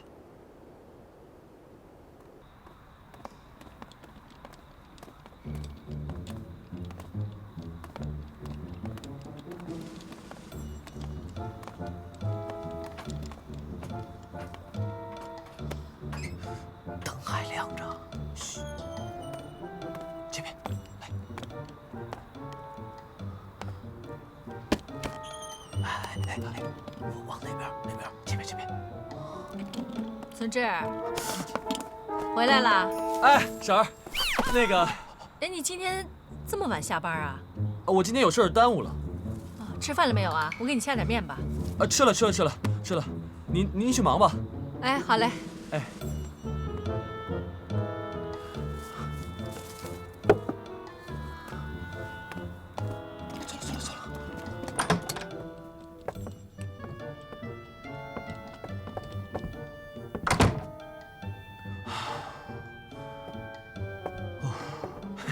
走了。嘘，隔壁住着人呢，别进去。不好意思啊，打扰了。没事儿，放心吧。要是明天被发现了，会不会让你为难？放心吧，没事的。他们一家人啊，都是刀子嘴豆腐心。春天大婶人特别好说话，如果有她给你撑腰的话，一墨也不敢说什么。一墨特别孝顺，所以你在这里住下，就必须先要搞定春天大婶。好，我尽力。哎，今天晚上我打个地铺就行了。那怎么好意思呢？你睡床。不行，怎么可能？我睡地铺，你睡床。哎呀，别跟我闹了，你睡床，我睡椅子。让客人睡床是我的待客之道。哎，你看这椅子啊，看起来像椅子，其实是一张床。哦，床。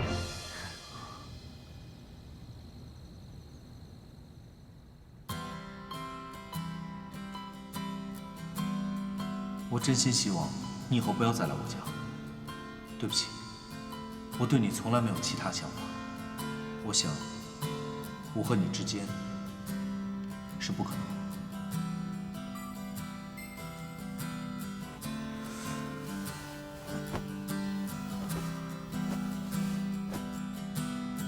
我没想到你是这种人，我对你好失望。我们已经结束了，你懂是什么意思吗？我喜欢的人是孙志。夏以沫为什么选择跟你分手，跟我一点关系都没有。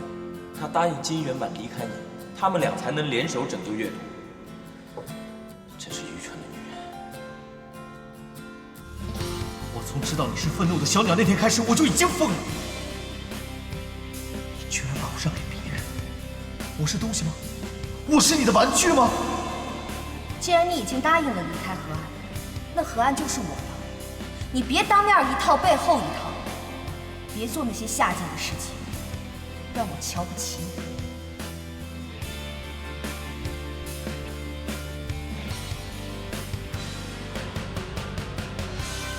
我帮他收拾屋子，给他做饭，为了让他妈妈喜欢我，我百依百顺。我是不是还有什么地方做的不好？还是我这个人天生就没有人喜欢？不管我再怎么努力，都感动不了他。圆满，我该怎么做，才能让你清醒过来，不再受伤？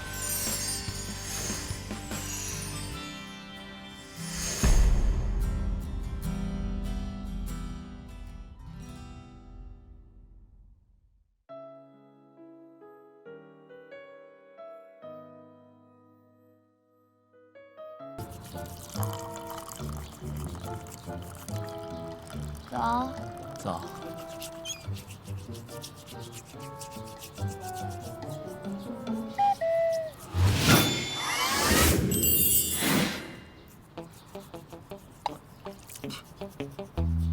你怎么在这儿？我问你话呢。你昨天住在这儿？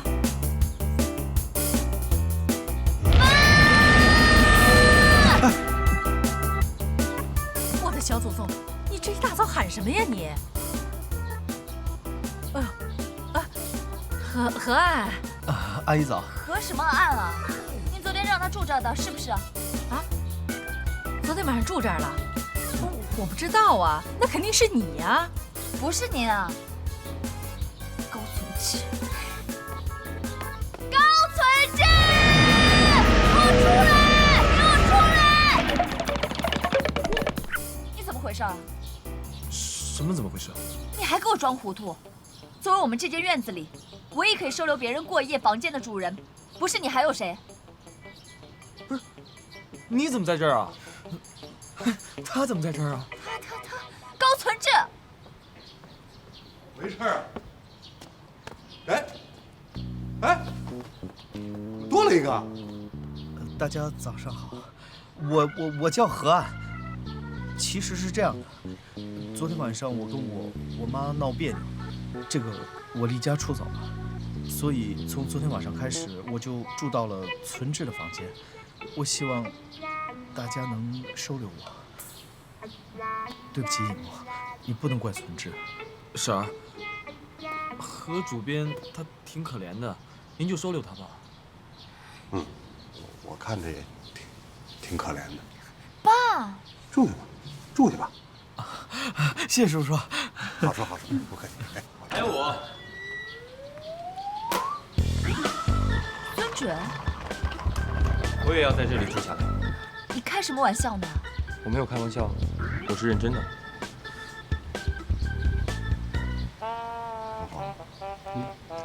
你是不是背着我增加咱们这个金饭碗的经营范围了？我们家什么时候又增加了旅店业务？瞎说什么呢？哎，以沫，这怎么回事啊？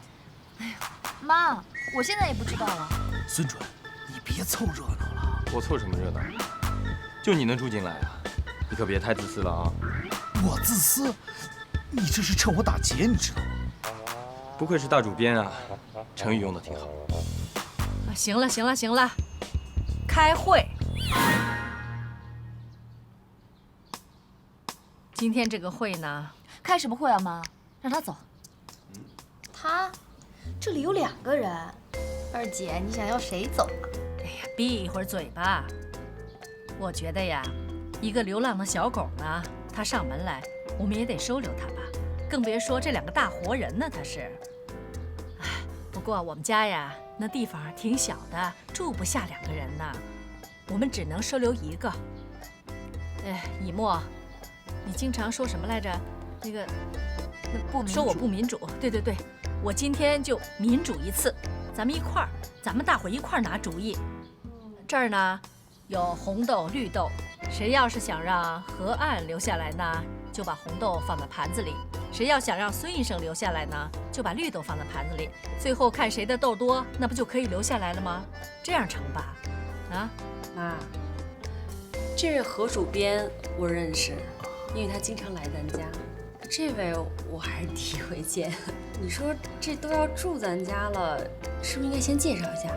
是吧，一沫？行，以沫，你给我们说说他们俩的情况，我们也好拿主意啊。我不介绍。你说了，我们不是好拿主意吗？以沫，快点儿，妈，快点儿。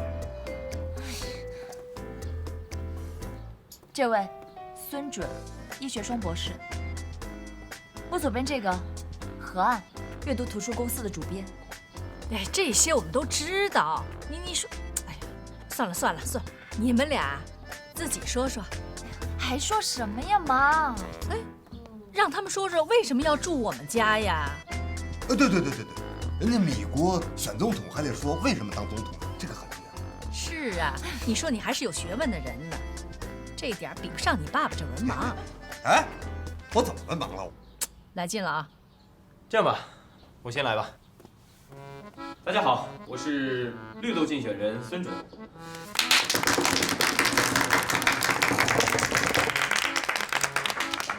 我入住金饭碗有2个很简单的理由。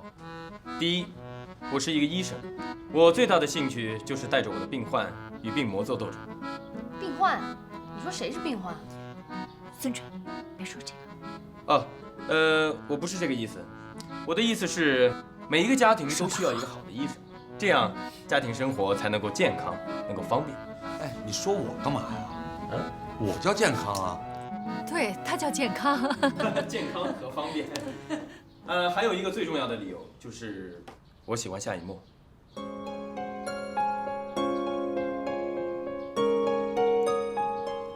以沫，对不起，我知道我现在这样说会让你很尴尬，你也会怀疑我的真诚。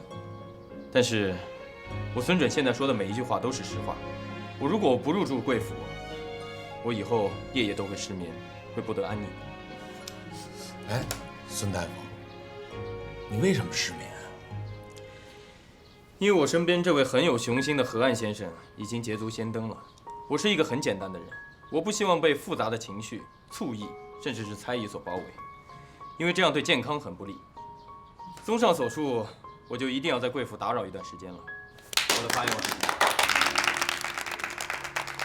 好，说话非常有逻辑，我觉得不错。河岸，该你了，鼓掌。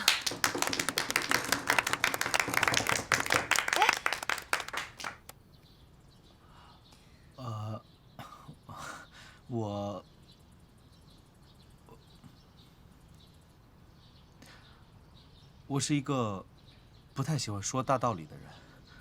其实我刚刚说的那些，根本不算什么理由。我想要到这里来，就是为了以沫。我真的非常想留下来，请大家多多关照，投我一票。哎，何主编，您看您都说这么半天了，您到底喜不喜欢我们家以沫呀？啊？这不明摆着吗？俩人都坐在一起了。我喜欢以沫。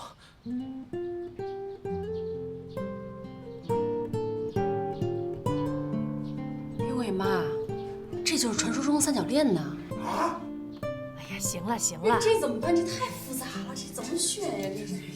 哎呀，别说这些，我们今天这个投票就是决定谁住我们家，跟那些其他的没有关系。那我们来选吧，来，一人拿2个，一个红豆，一个绿豆。选谁好呢？2个都挺帅的。哎妈，选医生吧，医生赚钱多。编辑也会赚钱。行了，干嘛呢都？选什么呀？评头论足的都不给人面子，又不是去买东西。我没关系的。没关系的。你们都闭嘴，也该轮到我发言了。别投票了，你们2个都住下吧。哎呦，以沫，这咱家就这么大点儿，你看，住不下2个大男人。我们这不是还有一直没说话的存志吗？他可是个大善人，自己吃不饱饭都得管别人吃饱，是吧，存志？我想你自己出去睡大马路都不会让他们冻着的，你没意见吧？我没意见啊，那我就当一次大善人呗。你们俩挤挤睡啊，记得给房租啊。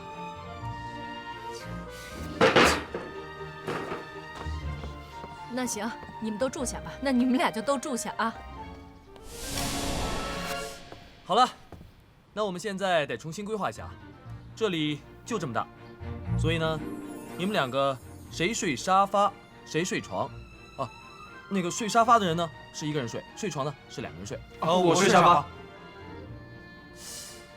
这可难办了，要不这样吧，我是先来的，而且呢，我不太习惯跟别人睡，所以呢，你们2个就挤一挤啊，睡床吧。什么？让我跟他睡？不行不行，我跟别人睡不了。啊，你还不乐意呢是吗？我更不乐意。我告诉你，我长这么大，我没跟男人睡过。你以为我跟男人睡过？那我就不知道了。好，都别吵了，咱们就这么愉快的决定了啊！你们2个收拾收拾，我上班去了。走。走了啊。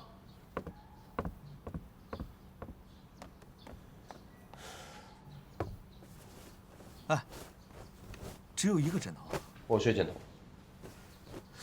孙准，话说回来啊，我收回我以前对你说过的话，你不是一个没有勇气的笨蛋，相反，你还挺有勇气的。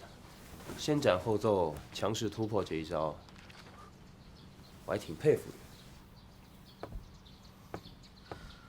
不过我也真的有点搞不懂你。你既然也喜欢夏一墨，为什么要把他跟金元满合作的事情告诉我呢？你也很了解夏一墨呀，他是一个重承诺的人，你完全可以利用这次机会去追他。我不喜欢利用这个词，我喜欢的方式是大家公开表白，公平竞争。我之所以把所有的事情都告诉你，是因为我不希望我喜欢的女人心里住着一个别人，这就是我喜欢她的方式。那真的很遗憾地告诉你，他心里面其实已经住着一个人了。不过话说回来，有你这样一个情敌，是我不幸。不论结局怎么样，我们是永远的好邻居，好朋友。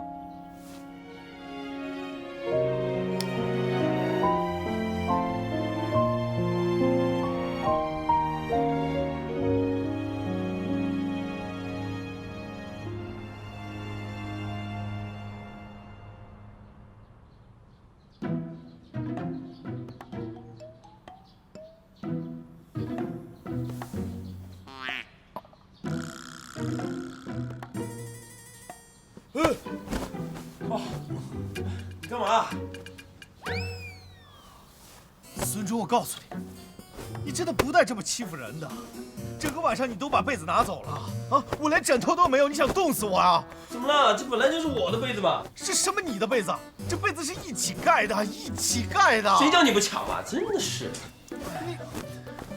一大早你们吵什么？让不让人睡觉了？不是存着你评评理啊！整个晚上我被子都没有，全被他抢光了，冷死我了。我懒得理你们。你说说看，我都30好几的人了，还在为一床被子跟你吵架。那你不想吵，你可以回去啊。我回去？我是那么轻言放弃的人吗？我要跟你死扛到底！我跟你说。哎，孙准，我告诉你，不带这么欺负人的啊！就是你不能这样。哎，嘿嘿，落枕了吧？哈哈，恶人有恶报。哎呀，拜托你们不要再吵了好吗？让我睡一会儿，我求求你们，求求不吵了，不吵了啊！今天是我在金饭碗的第一个早晨，我要好好表现。哎，孙准，你到底是不是医生？你还有没有医德？赶紧帮我看一下啊！是你脖子疼，又不是我脖子疼。喂，孙准，哎，不是说好公平竞争的吗？你这样叫胜之不武，你知道吗？好吧，好吧。我这转过来还疼啊？这边？就这边，这边。对。好点没有？好像好一点，但是还是疼啊。哎，哥，干嘛？哎，干嘛？总算安静了。哎呀，你看你弄那揉面跟大家似的。这不是刚学吗？揉的挺好的，再加点面，加点这个啊？对，这样对，行。我第一个。阿姨，我也来。我们来帮忙了啊。不用，这是粗活，你们俩歇着去吧。啊，没事，我都会。我也会。行，妈，别懒着，你看这俩跟竞争冠军似的，给点机会啊。元宝姐说的好。哎呦，不光书读得多，嘴也甜啊。以沫，你哑巴了？说句话嘛，关我什么事啊？啊，以沫，我来帮你。这个我会。你会吗？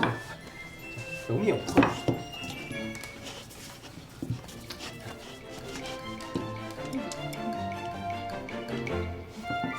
哪里的？哦，阿姨，这个要拿去蒸的是吧？拿去蒸吧，蒸，在那儿呢。好。哇！哎呦，小心点，小心点！哎呦，烫着了吧？你就知道逞能，哪凉快哪待着去你！哎呀，你这丫头都烫成这样了，还说什么呢？想办法呀，快点！孙准，快帮他看看。这挺厉害的，这是，快！烫伤了，我正好要去上班，跟我回医院帮你包扎一下。快去吧，去吧啊！你看看，人不都是为了你吗？你说你怎么那么狠心啊？哎呀，行行，妈。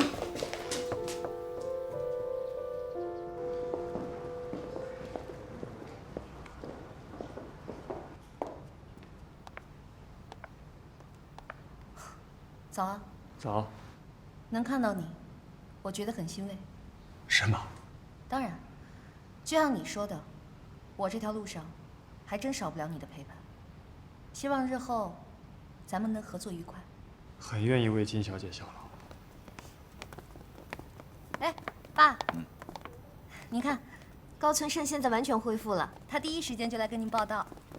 他已经好了。啊，好了。年轻人不注意身体啊，到了我这个年纪啊，你就后悔了。爸，您现在还年轻得很呢。走吧。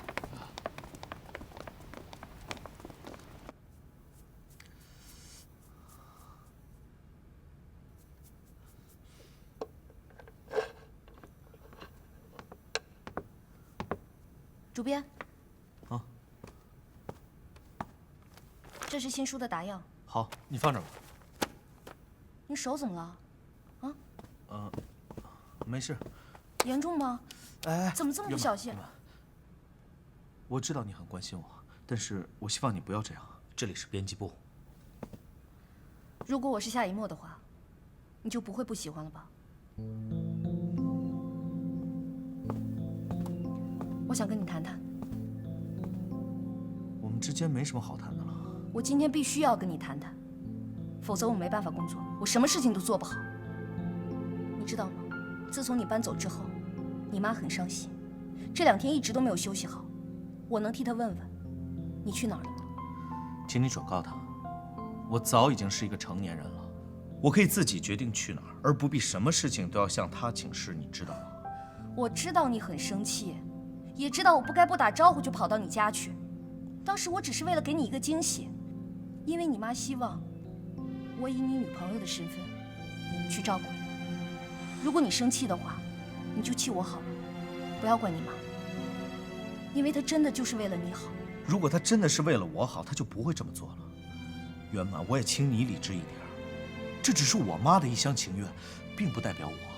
只要你妈愿意让我成为你的女朋友，我就一定会成为你的女朋友。圆满，你知道什么是爱吗？你对我又了解多少？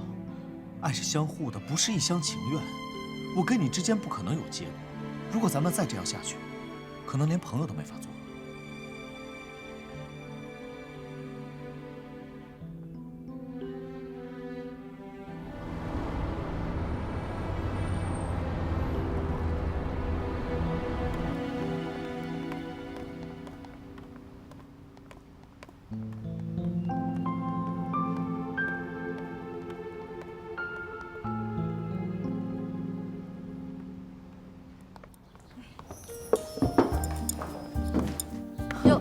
何岸回来啦！正吃饭呢。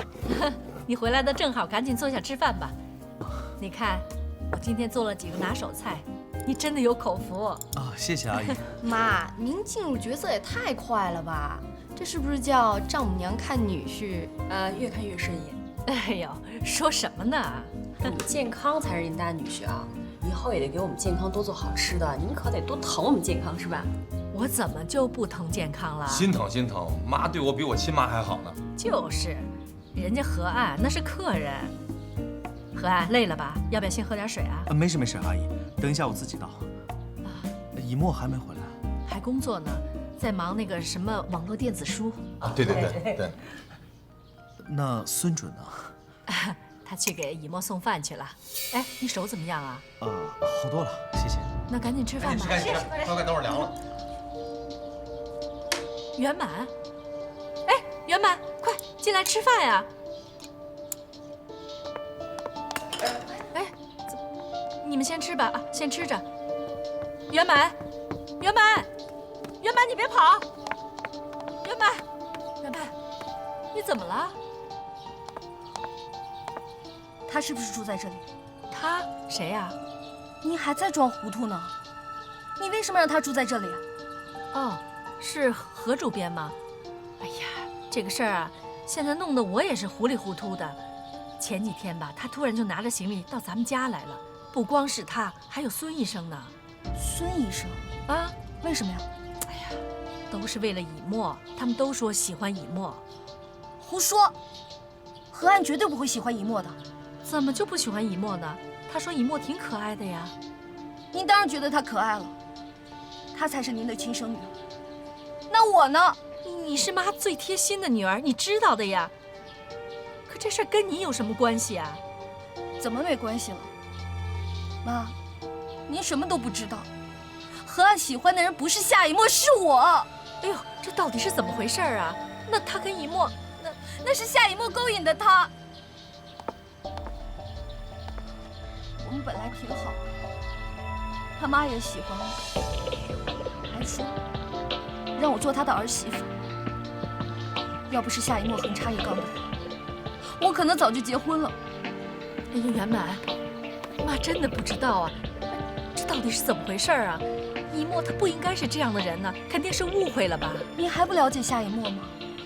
您忘了，以前他就是跟我抢高存善，他根本就是要和我作对，他就是要抢我喜欢的人，他就是不想让我幸福。何安把他妈气得都快住院了，都是因为夏以沫。天底下有哪个好女孩会让男人为她把自己的母亲放下不管啊？你怎么就不明白呢？圆满，妈都知道了，你别再难受了，你一难受，妈这心里更难受。再想想办法吧，啊，再想想别的办法。这个世界上也没有人会心疼我。你们都喜欢那个夏以沫，他害我受了那么多的苦，难道还不够吗？妈，您说，您是帮夏以沫，还是帮我？你说这个事儿吧，是不是再弄清楚点？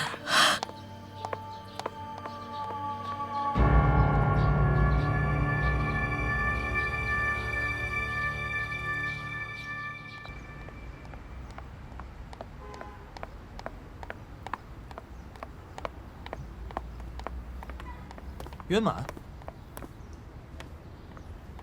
高存志，你这个叛徒！我怎么了？你早就知道何安住在那儿了是吗？你明知道我在找他，你为什么瞒着我不告诉我？我是怕你难过，所以没有告诉你。人家喜欢的是夏以沫，不是你，难道你还不明白吗？如果没有夏以沫，他喜欢的人一定是我。如果他真的喜欢你，就算有夏以沫，他一样会喜欢你。你以为你这么做，夏以沫就会感激你吗？我知道，人人都喜欢夏以沫，可是你是我唯一的朋友，你为什么要帮他？我没有在帮他，我在帮你呀！你醒醒吧，你跟何安之间根本就不可能。我再也不想见到你，我心里的高存志已经死了。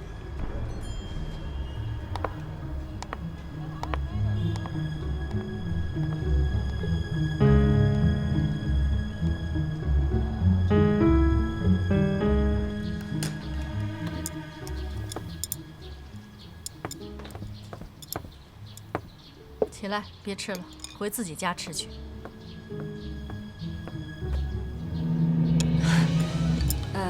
妈，您这演哪出呢？这要是有演员呢，也轮不上我。那有些人演起戏来，真是比真的还像。妈，您说我呢？您怎么能嘲笑我的梦想呢？闭嘴！阿姨，您怎么了？是不是？赶紧回去吧，你妈不都气病了吗？你说你在这儿干什么呀？我们家有金山呢，你非待着不走。妈，你这怎么了？这话说这么难听呢？哎呀，闭嘴吧，赶紧吃。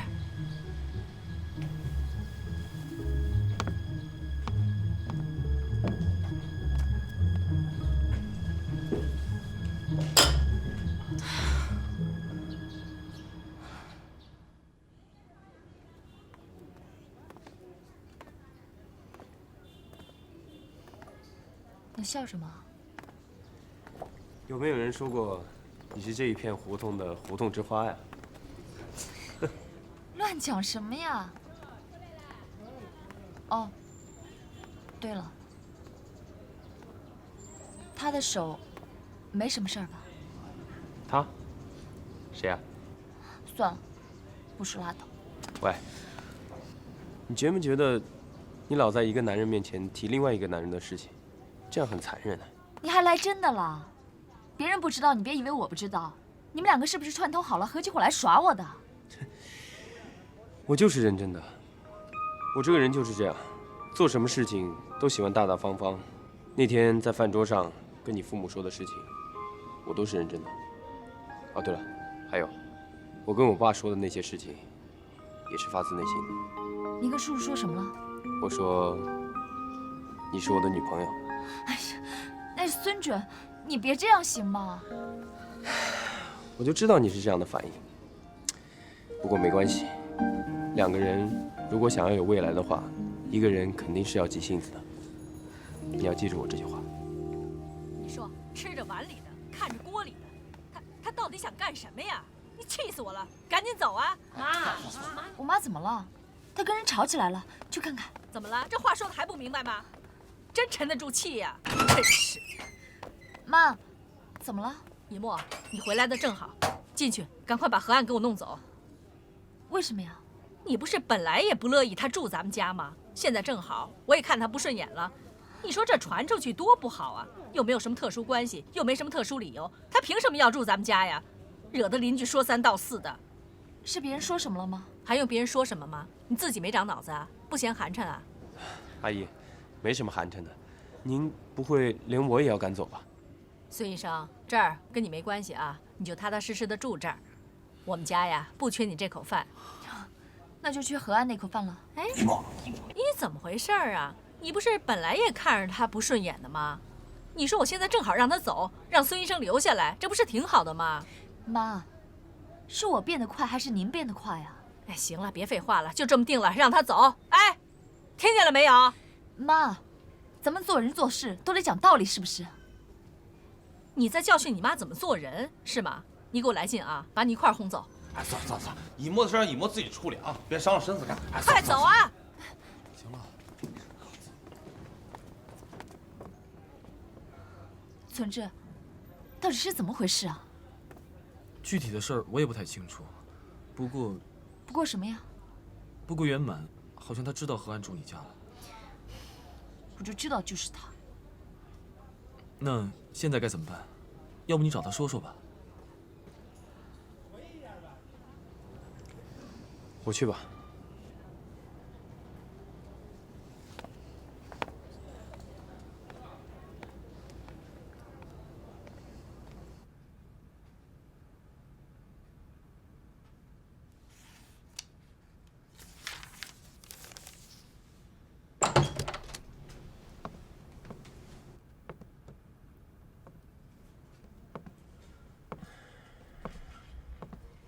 何安，不管你是谁派来的，什么都不要说。我不会走的，我要一直住在这儿，因为我知道，只要我一动摇，一离开，我将永远失去夏一沫。你有没有想过，这样会给以沫很大的压力呢？有时候我真的很羡慕你，你可以用你的方式喜欢一个人，这不会有什么压力。可我只能用这种方式，我根本不敢离开这里半步，在这个院子之外的地方，都会让我觉得很紧张。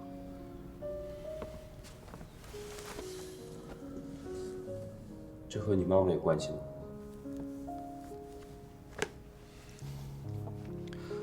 从13岁开始，我就不喜欢住大房子，太大的空间反而让我会觉得很压抑。很多时候，我都愿意蜷缩在一个小小的角落里。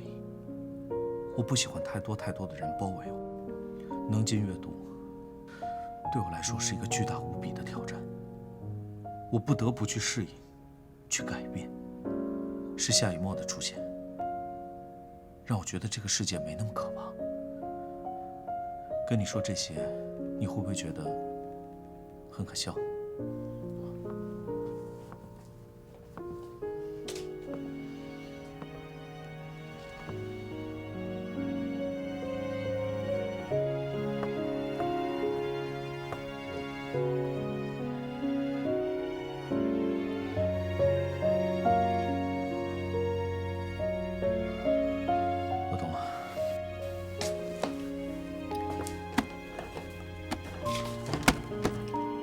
何安，你刚才还不说不走了吗？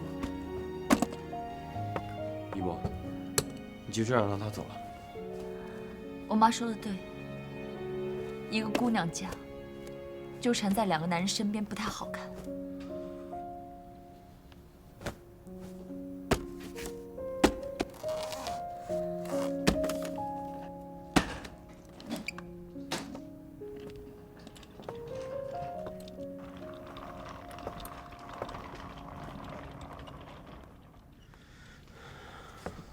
一墨。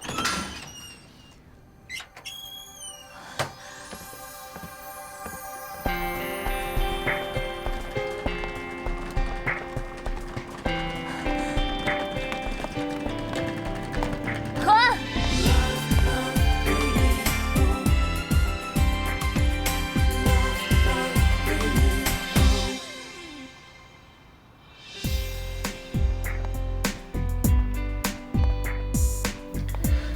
一墨，谢谢你叫住我孤独的脚步。是我的自私，我的自负，将你我推入了痛苦之中。看着你紧锁的眉头，我已无力再挣扎。我愚蠢的理智和我愚蠢的坚强，都被你一次次受伤的眼神所击碎。对不起，何安，你还愿意为我这个愚蠢的女人停下来的脚步吗？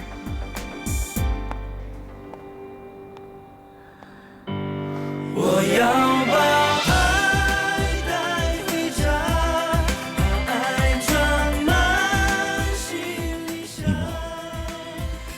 只要你一句话，我可以在这里永远搂着你，我可以为你变成一块石头，永远停留在这里。我什么都不会想，我也什么都不能做，我只想做那个麦田里的守望者。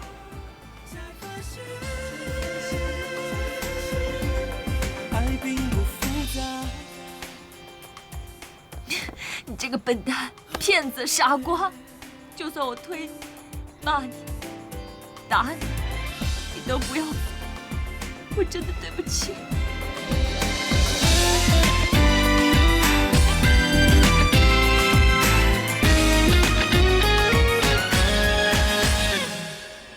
夏雨，这就是你的选择，选择了和安，就选择了辛苦。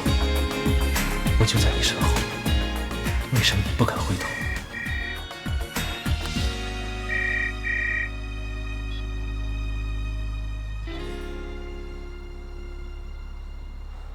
爸，你们这是干什么呢？何安不能走，为什么？因为我爱何安，我要和他在一起。哎呦，你可算能说一句我能听懂的话。早知道这样，你干嘛一直憋着那股劲儿？你早说呀，都累死我了。哎，二姐，那孙大夫呢？不是说他爸已经知道你们在谈恋爱了吗？以沫，你这样子，妈，我再说一遍，我爱的人只有何安。不管您心里怎么想，这是我自己的事，让我自己做主吧。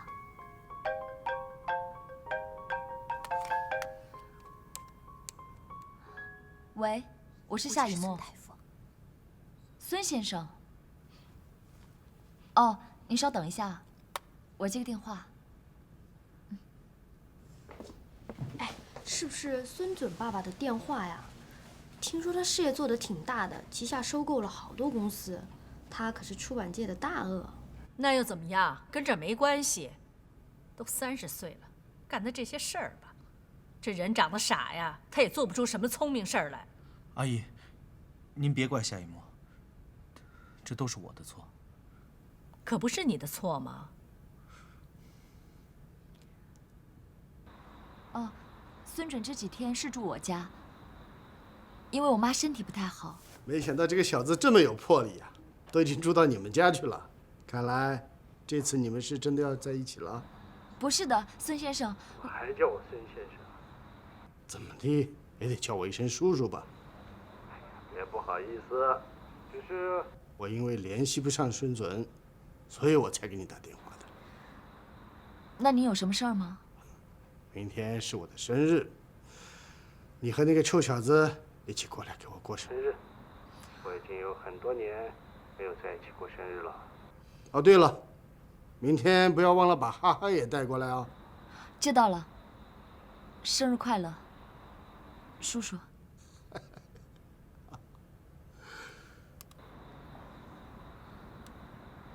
喂，你去哪儿了？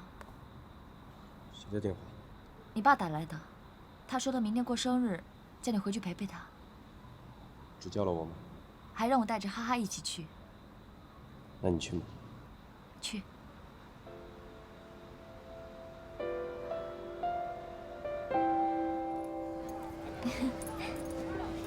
哈哈，好了，想进去玩啊？待会儿等爷爷到了，我们再玩，好不好啊？好了。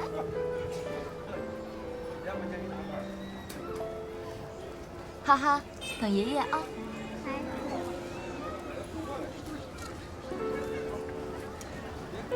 你老看着我干嘛？你又不是不认识。谢谢。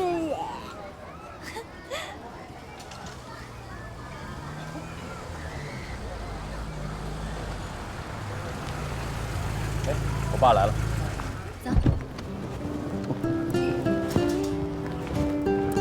爸，臭小子！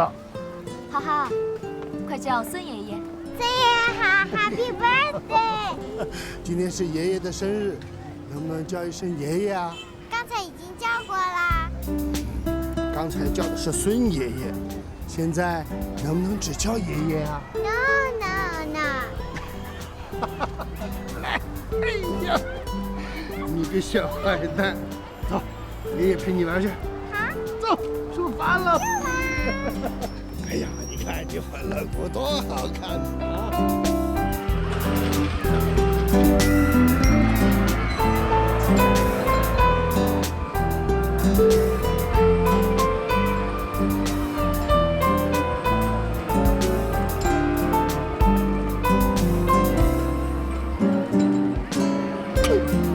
哎呀，又没砸到。他们玩得好开心啊！再给爷爷一次机会，好不好？好。来了。哈哈，真乖。哎呀，又没砸到。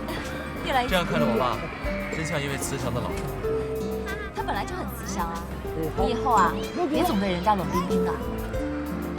他能变成这样，很大一部分原因是因为你。关我什么事啊？我又不是大神。一梦，千万不要小看你自己，你也许可以成为一名很棒的精神病科专家，甚至比我还强。哎呀，砸中了！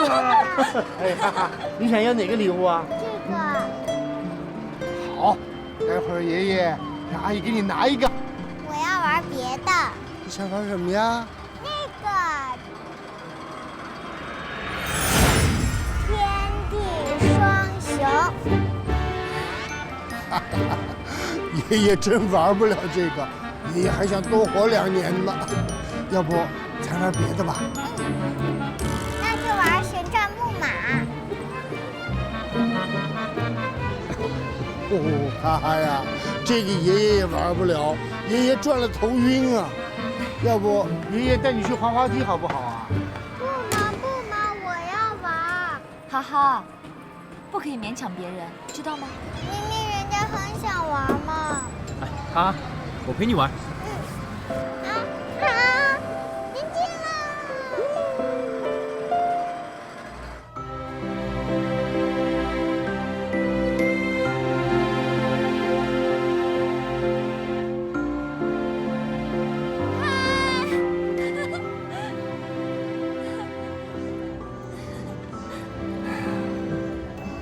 他很久就没那么开心了。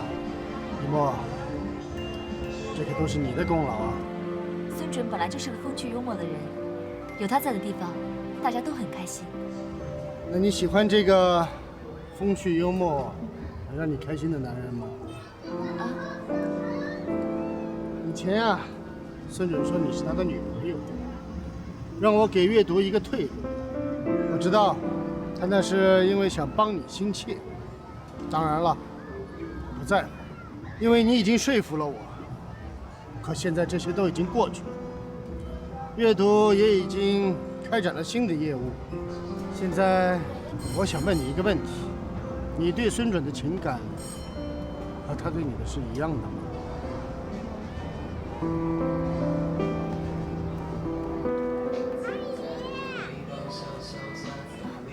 哈哈，怎么了？聊什么呢？一脸严肃的。没什么，随便聊聊。阿姨，我饿了。哎呦，哈哈饿了，那可不行，爷爷带你去吃好吃的。啊，走。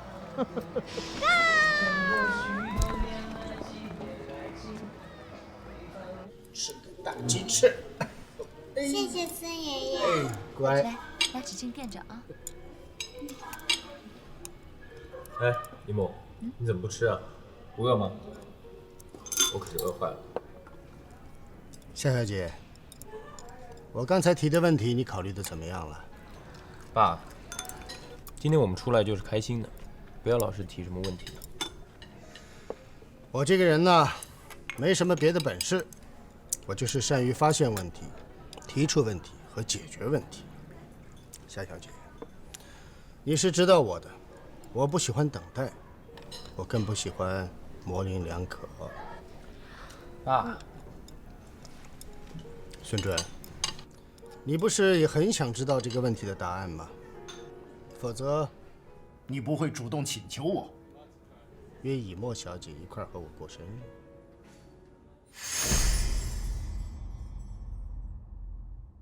夏小姐，你是知道我的，我不喜欢等待，我更不喜欢模棱两可。爸，孙准，你不是也很想知道这个问题的答案吗？否则，你不会主动请求我约以沫小姐一块儿和我过生日。什么意思啊？我可以帮你约夏以沫，我甚至可以出面要求夏以沫和你结婚，只要你愿意，我能为你做一切。但是，你真的愿意用这样的方式得到爱情吗？我想试一试。我想让他知道，也许我更适合他。没错，今天这个见面是孙准提出来的，准确点说，是孙准请求我的。这么多年以来，他从来没开口求过我，但他为了你，在这短短的时间里，他居然求了我2次。是真的吗？是。你为什么要这样求来求去呢？只要你开口，我就可以带哈哈来见孙叔叔。一沫，你还是在回避我的问题。爸，你别再说了。昨天是昨天，今天是今天。这昨天怎么了？这今天又怎么了？孙叔叔，你别生气。我可以现在就回答您的问题。我对孙准的感情，跟他对我的是不同步的。我们走。干嘛？孙准，你不是一直想要知道答案吗？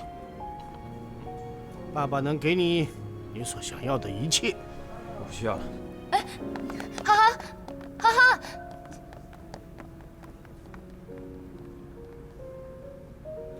哈哈，咱们俩吃。好。孙准，你放手！你为什么要这么说？你不是想要我给个答案吗？没错，我昨天确实想要一个答案，因为我很不高兴，我看见你默默地跟着何岸，我看见你们在街上拥抱，太失败了。我一直是一个很有自信的人，我曾经以为我比何岸更有资格来爱你，可是为什么？为什么我为你做了那么多事情，最后选择的还是何岸？我带你去一个地方，走啊！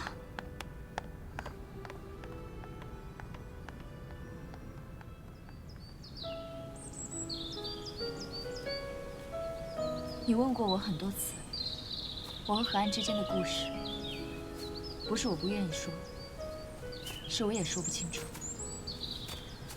这里就是天堂里来的人故事发生地之一。这个故事并不奇妙，并不动人，但是却足以让我感动，让我满足。我和何安的故事开始并不是在邮箱里，而是在他的作品里。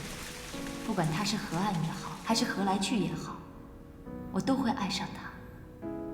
也许你会觉得我傻，你会说这不过是一个编辑对一个作者的欣赏而已。但是对不起，这种欣赏就是我的全部。没有了这些，任何男人对我而言都不再真实。孙准，你是一个很好的人，是我很好的朋友。说一个人好，只是说这个人好到让你完全不能爱。其实我一点都不好，我不是你想象当中那种伟大的朋友。有一点，我跟我爸特别相似，那就是付出得要有回报。这就是我为什么对你一直有自信的原因。我帮过你，所以我相信你一定会回报我。你不是这样的人。我就是这样的人，否则我不会让我爸亲自出面给你压力。而且我也知道，他的压力对你一定有效。他本来就是一个喜怒无常的人，你当面拒绝他，他一定会很不高兴，而他不高兴，就会让所有的人都不高兴。可你还是拒绝了你爸的成全。那是因为我对你很失望。为什么？你为什么不直接拒绝我爸？你那样做的话，我反倒不会放弃，我反倒不会放手。可是你犹豫了。这不是我想要的你。何安对爱情是有他自己的信仰，我也是。再见。孙准，该说的我已经说完了。从这一刻开始，一次有你。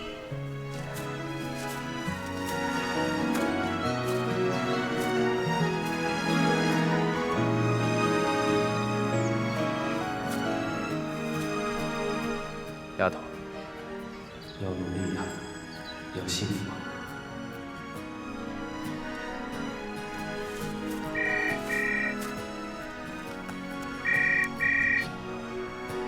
好，爸，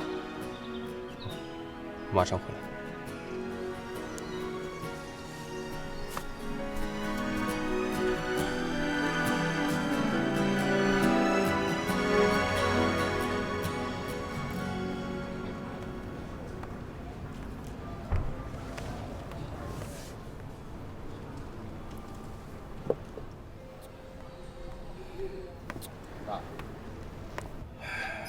坐下说。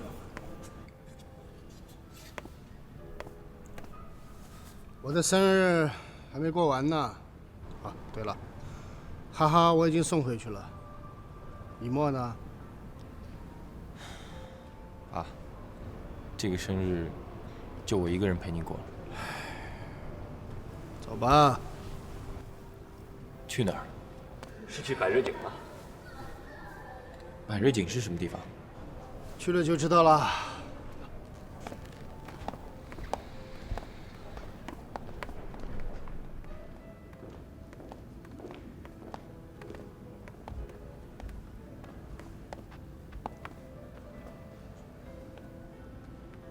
爸，这是售楼处，您生日在这儿过吗？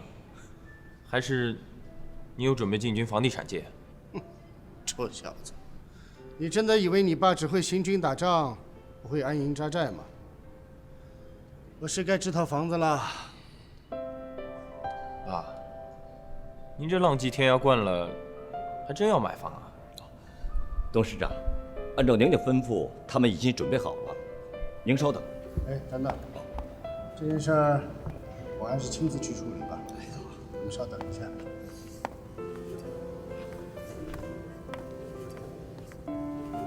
这房子不错吧？这到底怎么回事啊？董事长什么都没跟你说呀？孙小姐，您好，孙先生。从今以后，白日锦就是您的家了。这是您的门禁卡。谢谢。不用谢。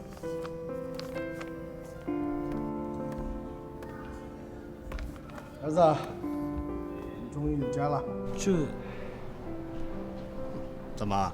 你还真的希望你老爸永远浪迹天涯？不，这也太突然了吧？难道你忘了吗？5年前我就跟你说过，在老爸60岁的时候，我一定会给你一个家。今天，我终于可以兑现对你的承诺了。来，拿着。喜欢这个礼物吗？你要是喜欢的话，随时可以住进去。爸，您看，今天是您的生日，我没有给你准备礼物，反倒你给我准备了礼物。只要你能回来，跟我一块儿住，这就是给爸最大的生日礼物。谢谢爸。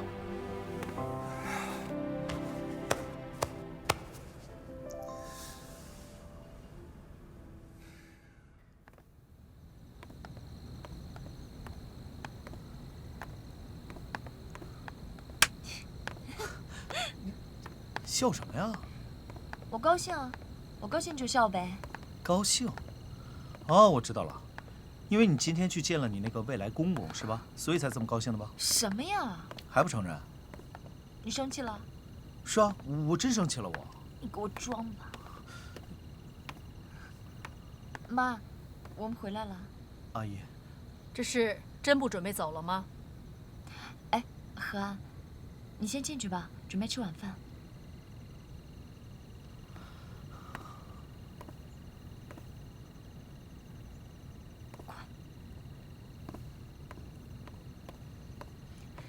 妈，你这是要干嘛呀？你一点面子都不给他留。我还想问你呢，你是不是跟孙准闹翻了呀？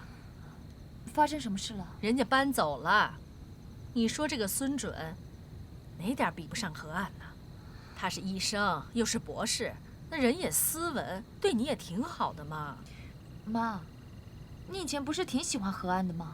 你怎么一天一个变啊？别以为我不知道，肯定是圆满跟你说了什么。可不是嘛。要不是圆满告诉我，我还不知道呢。我问你，何岸他妈是不是不喜欢你啊？说话呀，平常不是挺能说的吗？我也看出来了，何岸喜欢你，你也喜欢他。可是人家何岸妈喜欢的是圆满，她都答应让圆满做她的儿媳妇了。因为这件事儿，说何岸他妈都气病了。一墨，你说这样僵着有意思吗？你说就是有一天你跟何岸结了婚，你跟何岸的妈怎么相处啊？到时候，我总会想出办法的。你是不知道这婆媳关系不和的人家，那说起来全是眼泪。一墨，听妈一句话吧，让何岸走吧。哎呀，你这孩子，你就非得看人家母子这么决裂呀？就算决裂，我也会想办法修复的。总之，我不会让何岸走。如果他走，我就跟他走，不然我就把这面战场直接放他们家去。哎呀妈呀，怎么又变成战场了？这是。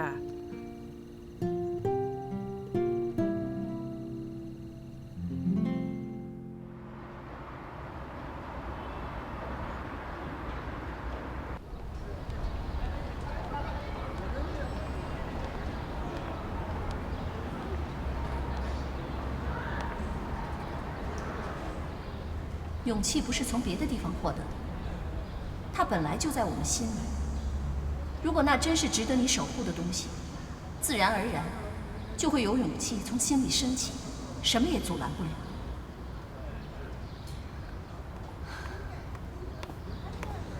阿姨，阿姨你好，我有话想跟您谈谈。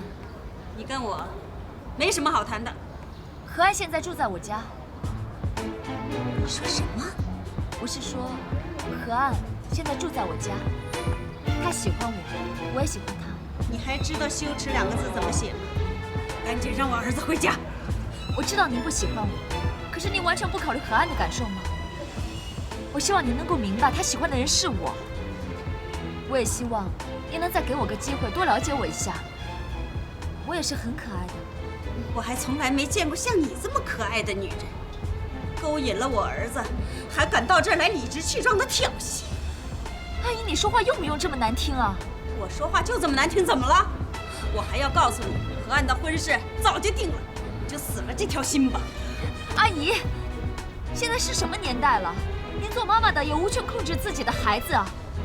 何岸他有选择自己幸福的权利吧？是吗？那就试试看。大姐，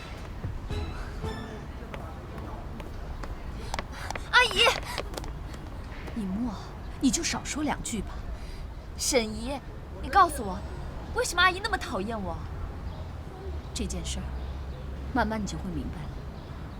我看得出来，你跟小安的感情挺好的，那你就回去劝劝小安，让他赶紧回来。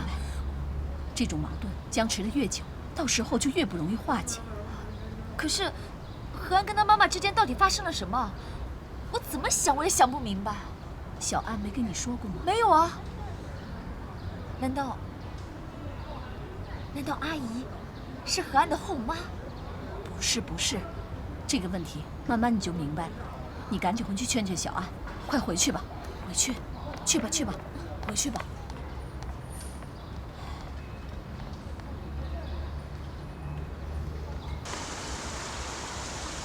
孙大夫，您的申请已经批准下来了。哦，什么申请？您申请参加贫困地区的义诊已经批准下来了，过几天就可以出发了。好，我知道了，谢谢啊。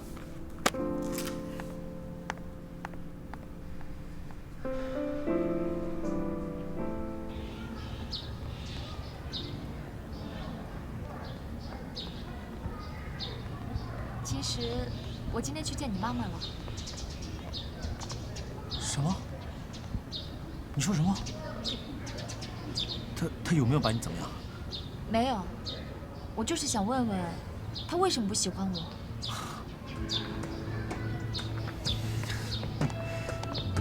你真是够傻的，你知道吗？这样没用的。我知道啊，所以我被赶出来了。你看吧，你说你是不是很傻？你别这么着急好吗？我妈这个人，你越着急，她越固执。可是我不想再等了，我已经等了很长时间了，好像这么多年我一直都在等待一样。现在他就在这儿，我伸手抓住就好了。你妈妈掌管我们的幸福，我一定要抓住她。我何尝不是这么想？但你不知道，我妈真的没有这么简单。可是她再不简单，她也是人呢。是人就会有感情，是人就会被打动。哎，你告诉我，你妈妈喜欢什么好不好？你说啊。我不知道。哎，你怎么会不知道你妈妈喜欢什么？总之，你答应我，不要再单独接触我妈，好不好？答应我。好了，答应你就是了。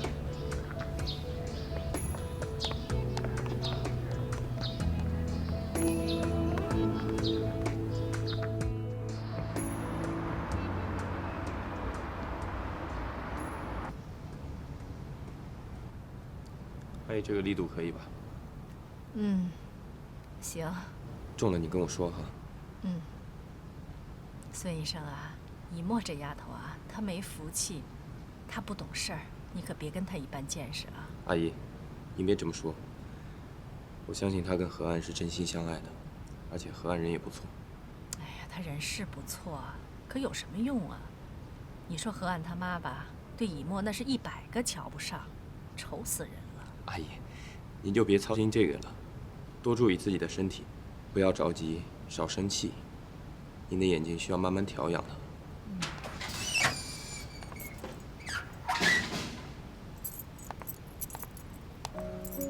孙准，你什么时候来的？你回来的正好，这个是缓解眼压的保健操，以后你给阿姨每天做3次，1次半个小时。你来试试。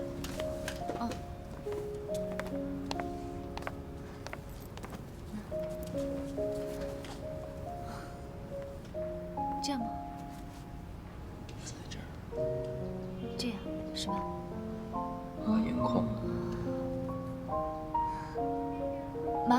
舒服吗？不舒服，还是孙医生按的舒服。我去做点吃的，你们俩先聊吧。好，谢谢阿姨。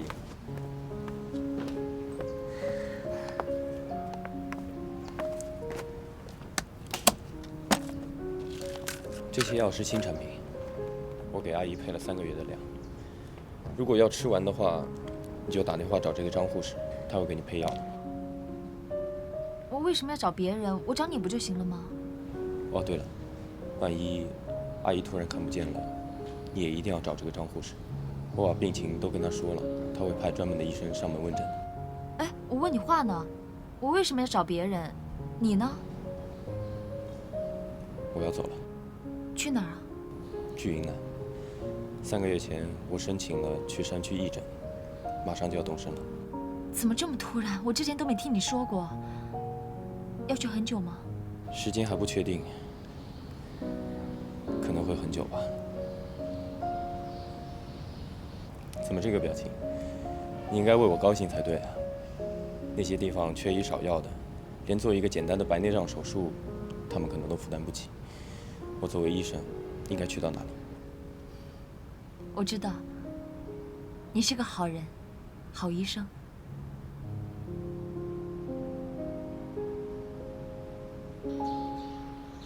经过这次风波，墨雨老师新书的销量非常可观，我想这都是大家的功劳。这次阅读风波得以顺利度过，我想大家应该要感谢一个人，那就是夏以沫编辑。夏以沫编辑直到离开阅读的最后1分钟，还在努力地挽回损失。他现在不再阅读了，而我们这些留下来的人，应该要更加努力，等待夏以沫回来的那天。以沫姐真的会回来吗？一定会的。太好了。好了，那今天会议就开到这儿，散会。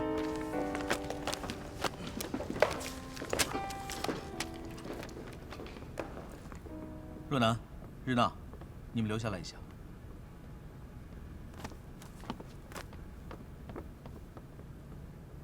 首次制作墨雨老师新书的时候，你们2个人应该是负责封面设计和下场的，对吗？对啊。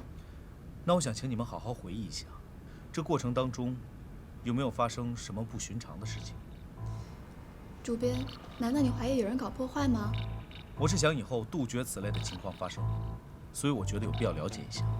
以沫姐很细心，下场那天几乎每个部门都安排了2个编辑把关。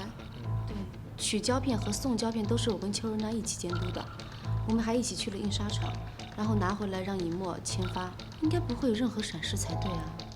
你们再好好想想好吗？你们这个过程当中有没有可能有一些疏漏的地方？这事儿我也觉得很奇怪，这2天我一直在思索，可是好像真的想不到有什么疏漏的地方。好，我知道了，你们先去忙吧。好。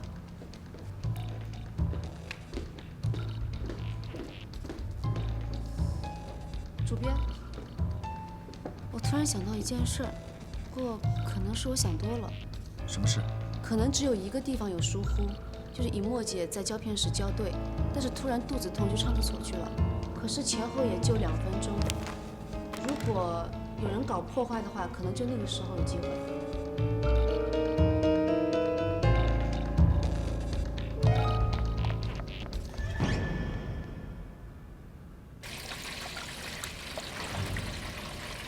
那天，以沫姐在校对室校对，突然肚子痛就去了厕所，是我在看守的。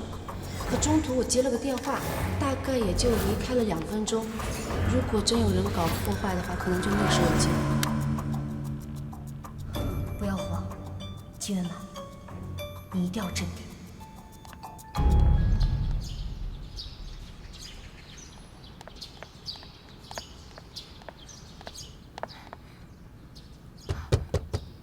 有人在吗？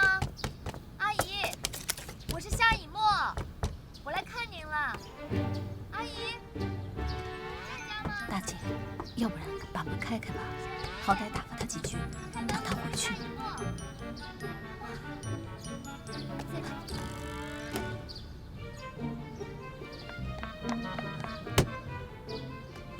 阿姨，您在家对吗？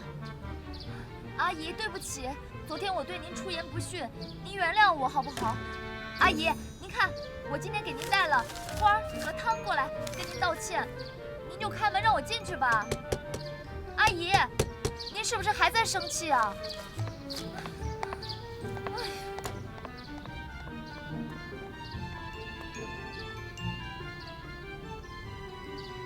大姐，我去把他轰走，正好我也要去店里上班了啊。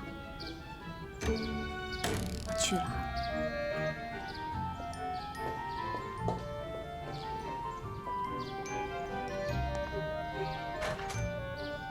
李默，哎，沈姨，你在家呢？阿姨在里面吗？我能进去看看她吗？你看，我还带了花和汤。进去吧，不过别太任性、太毛躁，别像上次似的。我呀要去店里了。知道了。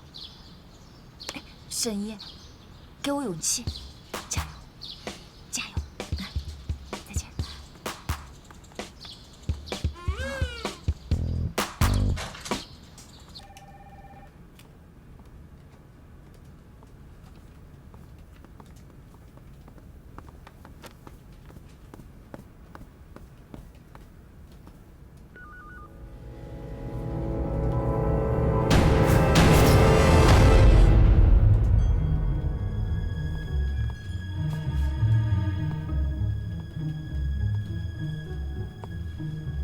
你在看什么？没什么。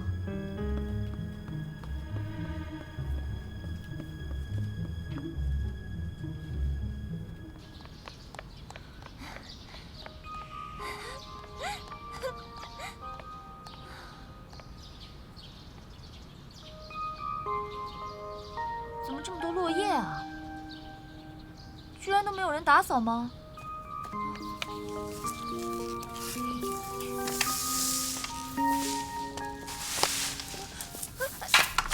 谁让你动我的花园？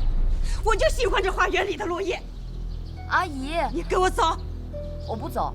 你不说我为什么错，我不走。我讨厌你，我讨厌你这张脸！你凭什么动我的花园？我只是想让您生活的快乐一点啊！你凭什么说我过得不快乐？你给我滚！你再不滚，我就叫保安！阿姨，你滚！你滚！阿姨，我还会再来的。我一定要让您的花园开满鲜花。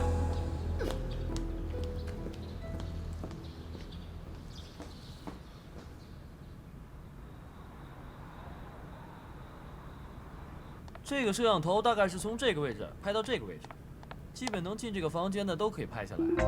近期的录像都在这里面，然后我把内存卡给你，都在这里面了。好，谢谢。好，不客气。哎，元满，你怎么还没回家？我最近编辑部的事情很多，我动作又慢，还有很多工作没有做完。反正我也不着急回家，我就留下来加班了。我看你脸色好像很不好，还是回去休息吧。何老师，你们在干什么呀？为什么在讨论摄像头？我觉得这个监控可能拍下事发当天的一些情况，所以我想查看一下。我能看看吗？这个我也想知道，因为我觉得尹墨不可能犯那样的错误，我怎么想都想不明白。如果你要是觉得不方便的话，那就算了。没关系，一起看吧。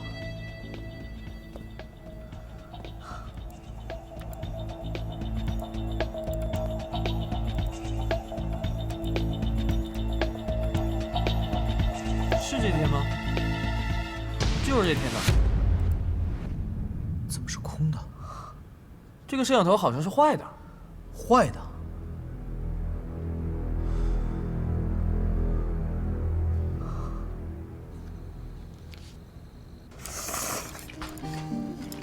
一墨，这怎么狼吞虎咽的？刚从饿牢里放出来的一样。你慢点吃啊。谢谢姐。二姐，我觉得你来到我们家以后越来越堕落了，吃相比我爸还土。说话呢，你爸怎么土了？别老说李默，我觉得李默挺好的，一会儿别脸上吃。这，等会儿喝点汤啊。妈，您做的菜最好吃。那你也慢点吃啊，这不多着呢吗？别噎着。我今天就是饿了，特别饿。你不知道，我今天干了一天的。我今天走了一天的路，好累啊，好饿。可不是嘛？你说你以前坐惯车了，现在没车了，就容易累啊。哎，要不买辆自行车吧？妈，我怎么听这个话这么惨呢？哎呀，你别瞧不起自行车，那2个轮子总比2条腿强吧？姐夫，我也骑自行车，不挺好的吗？是啊，真是的，这孩子。来，多吃点啊，多吃。吃饭呢？没吃饭了吧？坐下来吃饭，快吃。一墨，别搬了。何安，真对不起，今天没准备你的份儿，自己想办法吧。妈，何安刚下班，他们没事，来，坐下。其实我刚刚在外面已经吃了一点了，你们慢慢吃啊。何安，何安。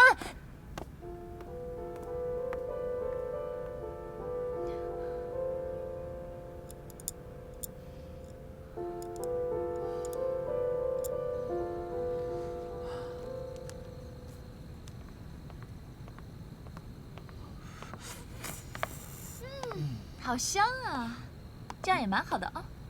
以后啊，就让你每天尝一尝我当初在院子里吃泡面的感觉。我没有说不好，是挺好的。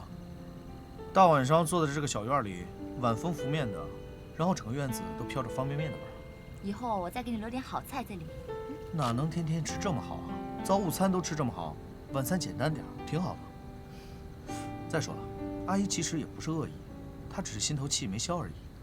没关系的。其实，你妈妈也是挺好的一个人。你不会又去见我妈了吧？没有啊。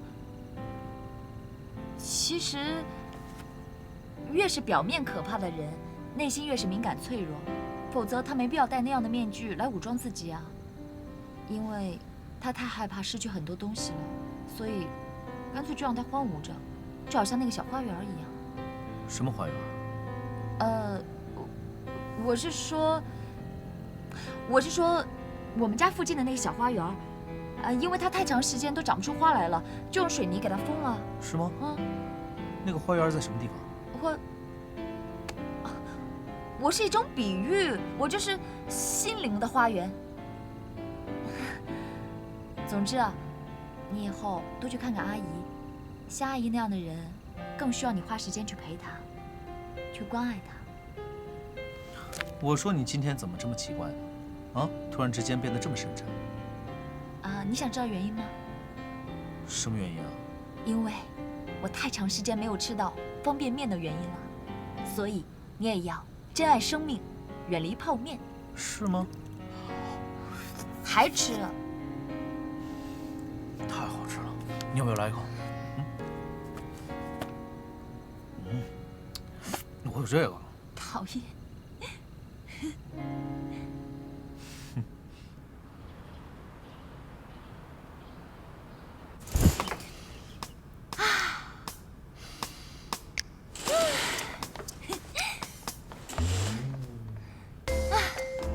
还是这样好吧？还是关上吧，大姐不喜欢阳光。哎呦，沈姨，这个家呀，就得有个家的样子嘛，不然装窗户干嘛？直接住个小方盒子里得了。大姐这些年都习惯了。哎呦，沈姨，这不好的习惯咱们就得改，是不是？总之啊，有我在这里，这个屋子里呀，就必须充满阳光，亮亮堂堂的，这样看着不舒服，不好吗？我觉得挺好。那好就行，那我干活去了。好。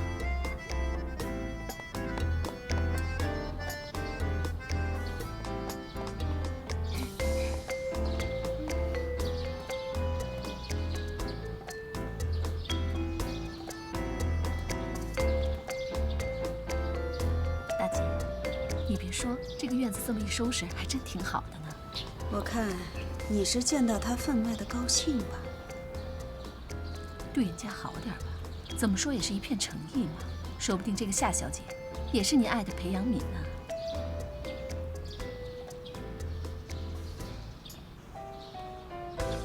阿姨，以后跟他说，不许动我的窗帘。看见蟑螂，我不怕不怕啦，我不怕不怕啦，我不怕不怕不怕啦。麻痹只是勇敢的表现，我不怕不怕啦，我不怕不怕不怕啦，我不怕啦。妈呀嘿，妈呀呼，妈呀哈，妈呀哈哈。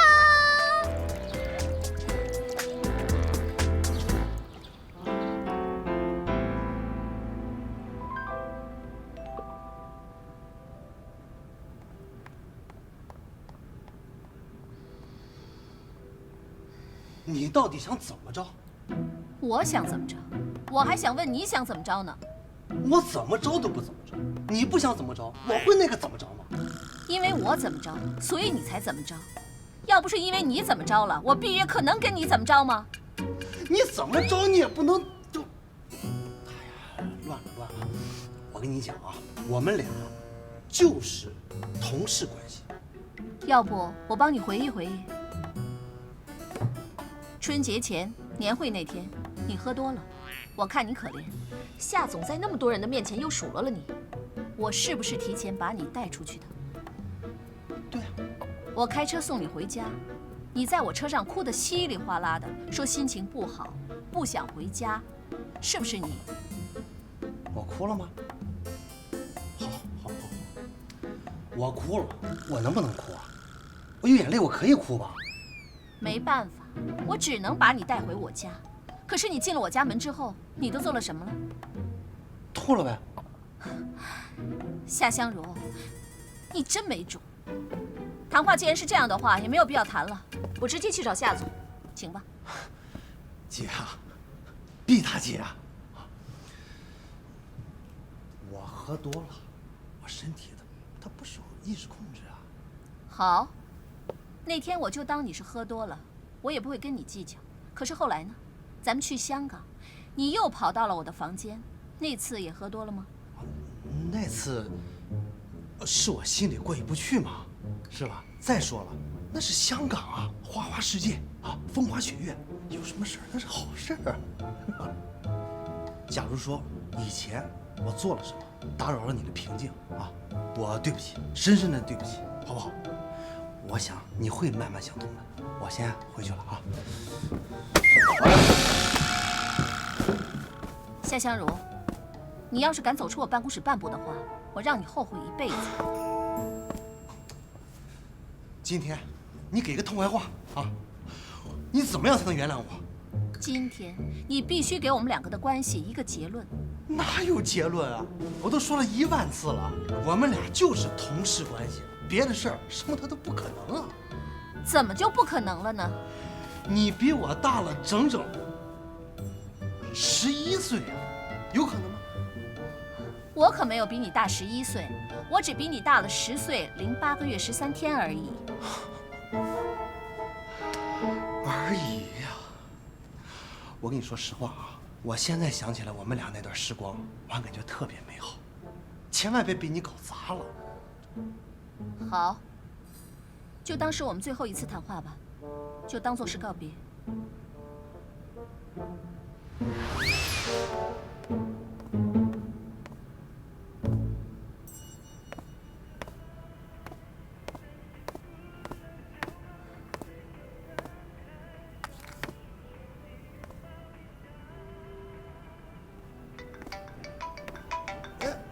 来了啊！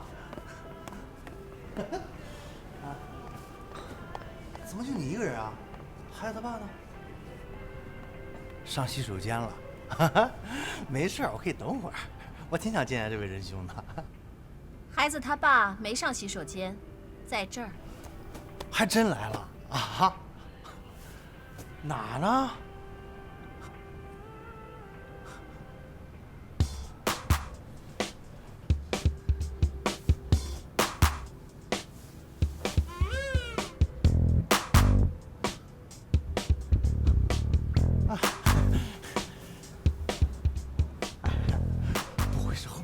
了吧？啊，你的品味越来越独特了。在这儿。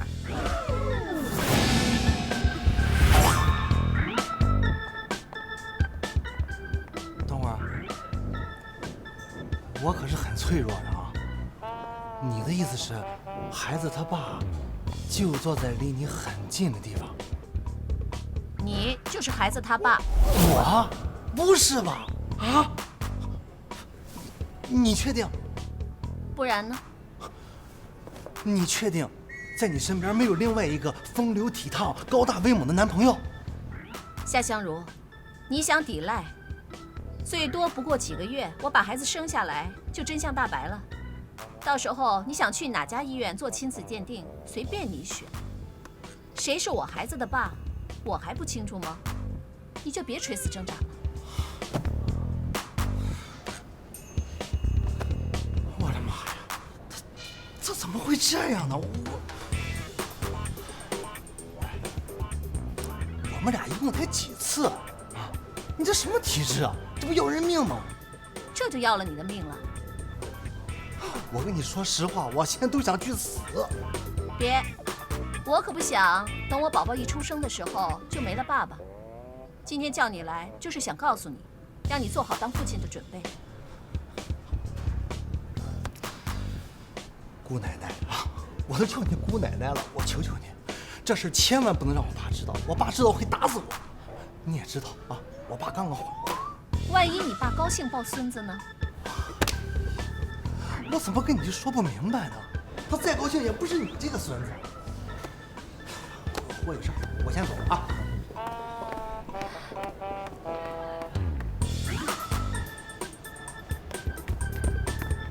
哎，对，忘了告诉你，我现在已经有女朋友了啊。你知道我喜欢你哪一点吗？离我远一点。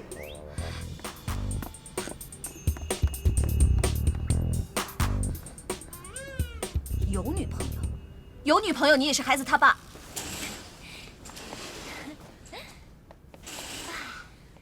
大功告成了，终于可以吃饭啦。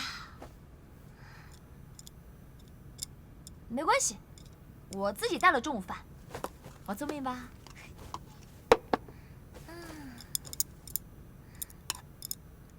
阿姨，你要不要尝尝我的手艺啊？阿姨，你不要老是不理我嘛。我知道你不喜欢我，但是我们就不能从普通朋友做起吗？那是朋友呢，就得交心。不管您过去发生过什么，但是凭我多年做编辑的直觉，我知道您以前一定发生过什么不愉快的事儿。那过去的事情就过去了，最重要的是现在。其实我也有过一些不开心的事情，不如这样吧，我说一个我自己觉得特别不开心的事儿，您再说一个您觉得不开心的事儿，我们交换心事，这样说出来心里就轻松了，我们还能互相了解对方。你给我闭嘴！